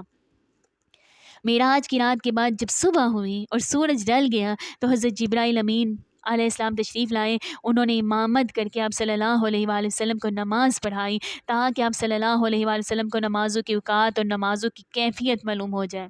معراج سے پہلے آپ صلی اللہ علیہ وآلہ وسلم صبح شام 2 رکعت نماز ادا کرتے تھے اور رات میں قیام کرتے تھے، لہٰذا آپ صلی اللہ علیہ وآلہ وسلم کو 5 فرض نمازوں کی کیفیت اس وقت تک معلوم نہیں تھی۔ حضرت جبرائیل امین علیہ السلام کی آمد پر حضور نبی کریم صلی اللہ علیہ وآلہ وسلم نے اعلان فرمایا کہ سب لوگ جمع ہو جائیں، چنانچہ آپ صلی اللہ علیہ وآلہ وسلم نے حضرت جبرائیل امین علیہ السلام کی امامت میں نماز ادا کی، اور صحابہ کرام رضی اللہ عنہ نے آپ صلی اللہ علیہ وآلہ وسلم کی امامت میں نماز ادا کی۔ یہ ظہر کی نماز تھی، اسی روز اسی کا نام ظہر رکھا گیا، اسی لیے اسی روز اس کا نام ظہر رکھا گیا، اس لیے کہ یہ پہلی نماز تھی جس کی کیفیت ظاہر کی گئی تھی، چونکہ دوپہر کو عربی میں ظہیرہ کہتے ہیں، اس لیے یہ بھی ہو سکتا ہے کہ یہ نام اس بنیاد پر رکھا گیا ہو کیونکہ یہ نماز دوپہر کو پڑھی جاتی ہے۔ اس نماز میں آپ صلی اللہ علیہ وآلہ وسلم نے 4 رکعت پڑھائی اور قرآن کریم آواز سے نہیں پڑھا۔ اسی طرح عصر کا وقت ہوا تو عصر کی نماز ادا کی گئی، سورج غروب ہوا تو مغرب کی نماز پڑھی گئی۔ یہ 3 رکعت کی نماز تھی، ان میں پہلی 2 رکعتوں میں آواز سے قرات کی گئی، آخری رکعت میں قرات بلند آواز سے نہیں کی گئی۔ اس نماز میں بھی ظہر اور عصر کی طرح حضرت جبرائیل امین علیہ السلام آگے تھے، آپ صلی اللہ علیہ وآلہ وسلم ان کی امامت میں نماز ادا کر رہے تھے، اور صحابہ نبی کریم صلی اللہ علیہ وآلہ وسلم کی امامت میں۔ اس کا مطلب ہے حضور صلی اللہ علیہ وآلہ وسلم اس وقت مقتدی بھی تھے اور امام بھی۔ رہا یہ سوال کہ یہ نماز کہاں پڑھی گئی، تو اس کا جواب یہ ہے کہ خانہ کعبہ میں پڑھی گئی، اور آپ صلی اللہ علیہ وآلہ وسلم کا رخ بیت المقدس کی طرف تھا، کیونکہ اس وقت قبلہ بیت المقدس تھا۔ حضور نبی کریم صلی اللہ علیہ وآلہ وسلم جب تک مکہ معظمہ میں رہے، اسی کی سمت منہ کر کے نماز ادا کرتے رہے۔ حضرت جبرائیل امین علیہ السلام نے پہلے دن نمازوں کے اول وقت میں یہ نماز پڑھائی اور دوسرے دن آخری وقت میں، تاکہ معلوم ہو جائے کہ نمازوں کی اوقات کہاں سے کہاں تک ہیں۔ اسی طرح یہ 5 نمازیں فرض ہوئی اور ان کے پڑھنے کا طریقہ بھی آسمان سے نازل ہوا۔ آج کچھ لوگ کہتے نظر آتے ہیں نماز کا کوئی طریقہ قرآن سے ثابت نہیں، لہٰذا نماز کسی بھی طریقے سے پڑھی جا سکتی ہے، ہم تو بس قرآن کو مانتے ہیں۔ ایسے لوگ صریح گمراہی میں مبتلا ہیں۔ نماز کا طریقہ بھی آسمان سے ہی نازل ہوا، اور ہمیں نماز اسی طرح پڑھنا ہوگی جس طرح نبی کریم صلی اللہ علیہ وآلہ وسلم اور آپ صلی اللہ علیہ وآلہ وسلم کے صحابہ رضی اللہ عنہم پڑھتے رہے۔ یہ بھی ثابت ہو گیا کہ فرض نمازیں 5 ہیں۔ حدیث کے منکر 5 نمازوں کا انکار کرتے ہیں، وہ صرف 3 فرض نمازوں کے قائل ہیں۔ لوگوں کو دھوکہ دینے کے لیے وہ کہتے ہیں قرآن مجید میں صرف 3 نمازوں کا ذکر آیا ہے، حالانکہ اول تو ان کی یہ بات ہے ہی جھوٹ، دوسرے یہ کہ جب حدیث سے 5 نمازیں ثابت ہیں تو کسی مسلمان کے لیے ان سے انکار کرنے کی کوئی بھی گنجائش نہیں رہتی۔ 5 نمازوں کی حکمت کے بارے میں علماء نے لکھا ہے کہ انسان کے اندر اللہ تعالیٰ نے 5 حواس یعنی 5 حصے رکھی ہیں۔ انسان گناہ بھی انہی حصوں کے ذریعے سے کرتا ہے، یعنی آنکھ، کان، ناک، منہ، اعضاء و جوارح یعنی ہاتھ پاؤں۔ لہٰذا نمازیں بھی 5 مقرر کی گئی تاکہ ان 5 حواسوں کے ذریعے دن اور رات میں جو گناہ انسان سے ہو جائیں وہ ان 5 نمازوں کے ذریعے دھل جائیں۔ اس کے علاوہ بھی بے شمار حکمتیں ہیں۔ یہ بھی یاد رکھیں کہ معراج کے واقعے میں حضور نبی کریم صلی اللہ علیہ وآلہ وسلم کا آسمانوں پر جانا ثابت کرتا ہے کہ آسمان حقیقت میں موجود ہے۔ موجودہ ترقی یافتہ سائنس کا یہ نظریہ ہے کہ آسمان کا کوئی وجود نہیں بلکہ یہ کائنات کا ایک عظیم خلا ہے۔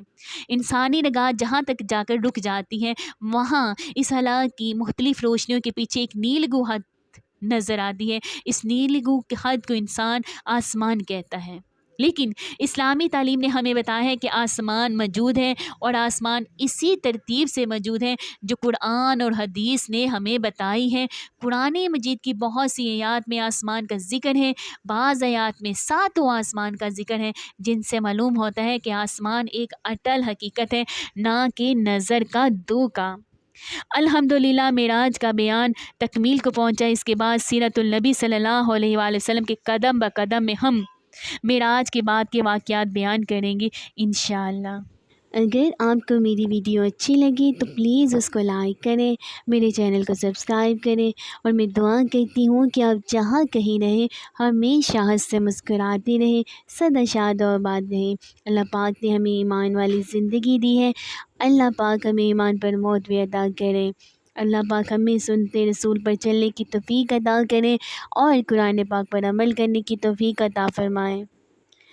اللہ رب العزت ہمیں اور ہماری اولادوں کو اپنے پیارے اور فرمانبردار بندوں میں شامل کر دے، آمین ثم آمین یا رب العالمین۔ ملتی ہوں پھر آپ کے ساتھ نیکسٹ ویڈیو میں، فی امان اللہ۔